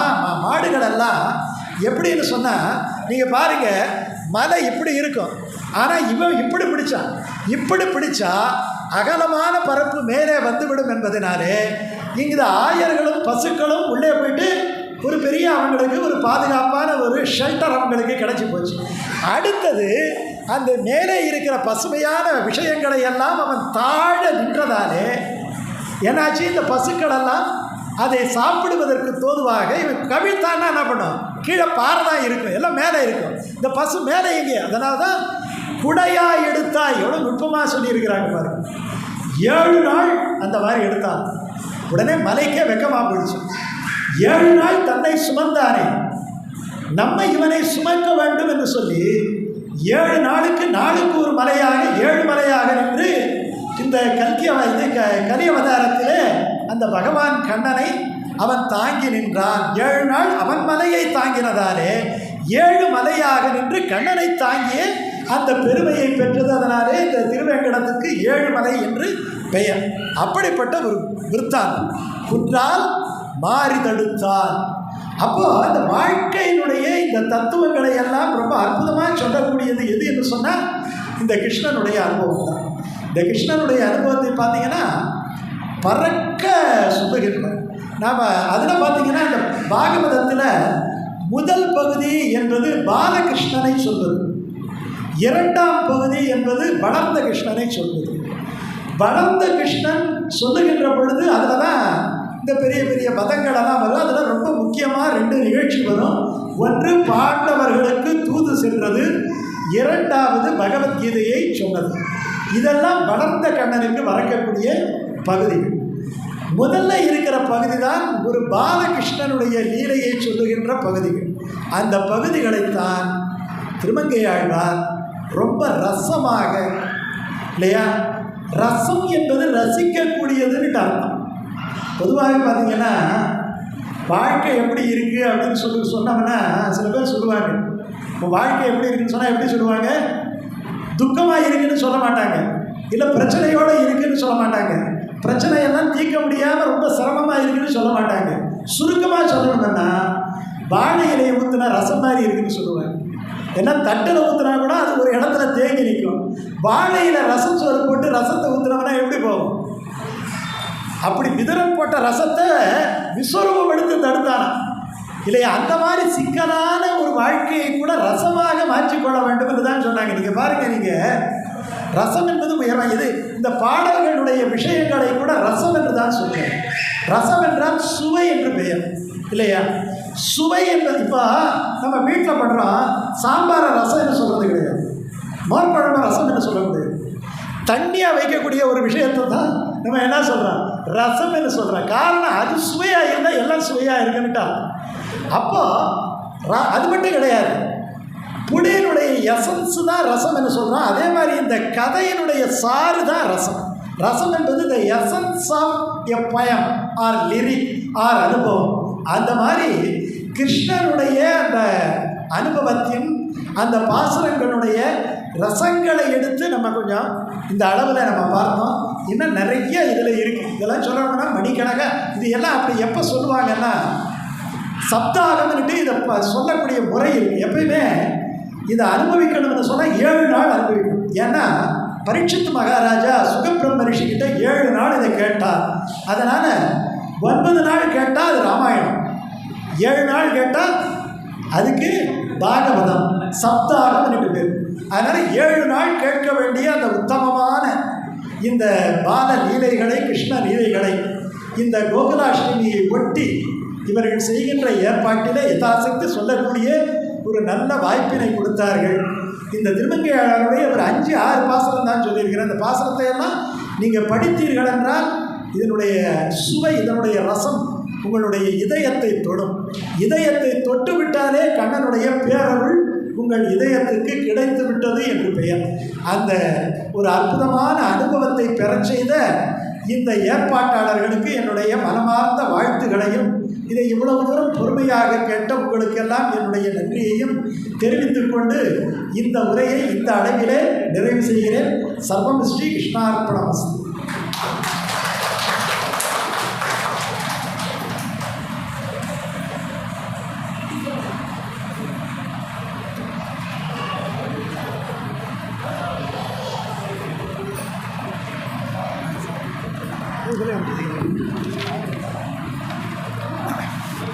ஒரு 2 நிமிஷம் ஐயா, கிட்டத்தட்ட 1.5 மணி நேரம் பேசியிருக்காங்க. 7 நாள் சொல்ல வேண்டிய விஷயங்களை ஒரே நாட்டில் 1.5 மணி நேரத்தில் தலைப்பு அவங்க கொடுக்கல, தேவியார் ஐயா கொடுத்த தலைப்பு. அதை தலைப்பு முதல்ல பேசுகிறவங்க புரிஞ்சுக்கணும், அதுக்கப்புறம் பேசுறதுக்குரிய செய்திகளை சேகரிக்கணும். அதனால் 1 மணி நேரம் 1.5 மணி நேரம் பேசுறதுக்கு அவங்க எவ்வளவு பாடுபட்டுப்பாங்கன்னா கிருஷ்ணகிட்ட அகப்பட்டுக்கிட்டா எப்படி அந்த மாதிரி அந்த அளவு அவங்க பாடுபட்டதை நம்ம உட்காந்து பொறுமையாக கேட்டோம். அவங்களுக்கு நம்ம எல்லோருடைய சார்பாகவும் அமைப்பாளருடைய சார்பாகவும் மனமார்ந்த நன்றியை முதல்ல தெரிவிச்சுக்கிறேன். ஐயா சொல்லுக்கு ராமாயணம் மகாபாரதம் எல்லாம் ஆழ்வார் எல்லாத்தையும் தொட்டுட்டாங்க. நமக்கு சுருக்கமாக ஒரே வார்த்தையில் சொல்லணும்னா எல்லாருக்கும் தெரிஞ்சது தீராத விளையாட்டு பிள்ளை. அதான் மெயின் முக்கியம். பல நிலைகளில் அதான் சொன்னாங்க பாலகாண்டம் மாதிரி ராமாயணத்தில் எப்படி பாலகாண்டமோ, ஆனால் அதை விட சிறப்பு கிருஷ்ணனுடைய இளமை பருவம், குழந்தை. நம்மலாம் 70 வயசு 80 வயசு ஆச்சுன்னா நம்ம யாரும் திருப்பி பார்க்க போகிறாங்க? சின்ன குழந்தையா இருந்தால் காலேஜில் படிக்கிற பிள்ளைய கூட திருப்பி பார்க்க மாட்டோம் இல்லையா? சின்ன குழந்தை வந்தால் எல்லாரும் கண்ணான்னு கொஞ்சிருவாங்க. அதை சொன்னாங்க. அதனால் கிருஷ்ணாவதாரத்துக்குரிய ரொம்ப சிறப்பு இந்த பால பருவம். தீராத விளையாட்டு பிள்ளையாக அவர் திகழ்ந்தது. அது ரொம்ப தெளிவாக விளக்கமாக எல்லோருக்கும் புரியும். ரொம்ப கஷ்டமான செய்தி. அதை இதுக்கு மேலே எளிமைப்படுத்த யாராலையும் முடியாது. அந்த அளவுக்கு ரொம்ப சிரமப்பட்டு நமக்காக அவங்க வந்து சொல்லியிருக்கிறாங்க. புவனகிரியில் இருக்கிறார்கள் ஐயா. ரொம்ப இந்த பகுதியில் பரிச்சயமானவர்கள். நிறைய அவங்க பேசின சொற்பொழிவுகள்லாம் யூடியூப்பில் எப்போ வேணாலும் பார்க்கலாம். 4 வருஷம் கழிச்சு கூட நீங்கள் பேசுகிறத பார்க்க இயலும். இந்த காலத்தில் அந்த வசதியெல்லாம் வந்துருச்சு. அப்போதெல்லாம் ஒரு நிகழ்ச்சி நடந்துச்சுன்னா அதோட சரி. இப்போ அப்படி இல்லை. 100 வருஷம் கழிச்சு கூட இந்த உரையை கேட்கக்கூடிய தொழில்நுட்பம் வந்துச்சு. அது தொழில்நுட்பத்துறை அங்கும் ஒரு தொழில்நுட்ப கல்வியில் பேராசிரியராக பணியாற்றியவர்கள். அவர்களுக்கு வேண்டியவர்கள் நான் சொல்லினேன். இவர்களுக்கு புதுசாக சென்றாங்க. அம்மையாக பேசினாங்க. அவங்க ஒரு பாணியாக பேசினாங்க. அது தாய் உண்மை இல்லையா? குழந்தையோட கொஞ்சி அவங்க நம்மளை. ஆனால் ஐயா சொன்ன விஷயங்களும் அப்பவும் சொன்னாங்க. எனக்கு நல்லா ஞாபகம் இருக்க போனோம் தான் நான் போயிட்டு கேட்டேன். கோவத்திரகிரி இந்த கொடையை கவிழ்த்தது பல முறை கேட்கிற போது நமக்கு மனசில் பதிஞ்சிச்சு. இதே விஷயங்கள் எனக்கு என்ன இன்னைக்கு ஒரு நிகழ்ச்சினா, நான் வந்து வேத பாராயண மடத்தில் பாகவதம் அப்படிங்கிற தலைப்பில் கேட்டிருக்கேன் தொடர்ந்து. அவங்க பெரும்பாலும் வந்து சமஸ்கிருதம் வடமொழியில் சொல்லி அதை உடனே மொழிபெயர்த்து சொல்லுவாங்க, தெளிவாக சொல்லுவாங்க. ஆனால் அதெல்லாம் தேவையில்லை. ஆழ்வார்கிட்ட நேரடியாக தமிழ் இல்லையா? அதுதான் சிறப்பு. வடமொழியை கேட்கறதுனால தப்பு. அதுவும் இனிமையான இருக்கு. அவங்க சொல்கிற ஸ்லோகமெல்லாம் இனிமையான இருக்கு. பொருள் நல்லா இருக்கு. அவ்வளோ சிரமம் எதுக்கு? ஆழ்வார்கிட்ட போங்க, தமிழ்லேயே இருக்கு அப்படின்னு ஐயா மிக தெளிவாக இருக்கு. எல்லோரும் ஆழ்வார்களை படித்து அவருடைய நூல்களை படித்து கண்ணனை கிருஷ்ணனை தொடர்ந்து போற்றுவோம் என்று சொல்லி விடைபெறுகிறேன். வாய்ப்புக்கு நன்றி விடைபெறுகிறேன். நன்றி, வணக்கம். அனைவருக்கும் நன்றி. இந்த நிகழ்ச்சியை இடம் கொடுத்து செய்த அங்கவான் சார் அவர்களுக்கும், அப்புறம் வந்து மைக் கொடுத்த என்எஸ் ரேடியோஸ் அவர்களுக்கும், நீங்கள்லாம் இவ்வளோ நாள் கழித்து 1.5 மணி நேரம் உங்கள் டைம் ஸ்பெண்ட் பண்ணி கேட்டதுக்கும் எல்லாருக்கும் நன்றி தெரிவிச்சுட்டு, மேலும் ஐயா வந்து தொடர்ந்து இந்த நிகழ்ச்சிக்கு வந்து இந்த இதில் வந்து 10 வருஷம் பெரிய லெவலில் பண்ணணும், அதை வந்து இது பண்ணணும் அப்படின்ட்டு நீங்கள்லாம் வரும்போது 4-2 பேருக்கு உங்களுக்கு ஆசை வரணும் அப்படின்ற மாதிரி ஒரு இதை எடுத்துக்கிட்டு பேசின கருத்து எல்லாம் நம்ம பின்பற்ற செய்யணும்னு சொல்லிட்டு எல்லாம் கண்ணாமனுடைய ஆசையோடு இந்த ஐயா கலந்துக்கு ரொம்ப நன்றி தெரிவிச்சுக்கிறோம். நாளை உயிரை முடிச்சிடும் 6 மணி அளவில் ஆரம்பமாக உள்ளது. அவசியம் அனைவருக்கும் கலந்து கொள்ள வேண்டும்.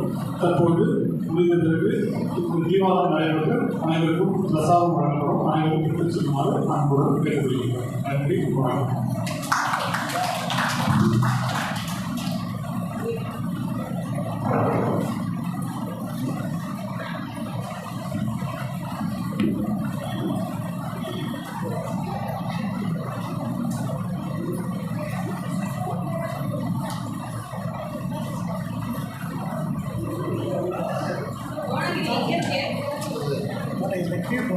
கீழ்புவனகிரி இந்த ராமர் கோயில் கிடையா தாண்டி புவனகிரி தாண்டி ஓடிக்கிட்டேன். ஆமாம்.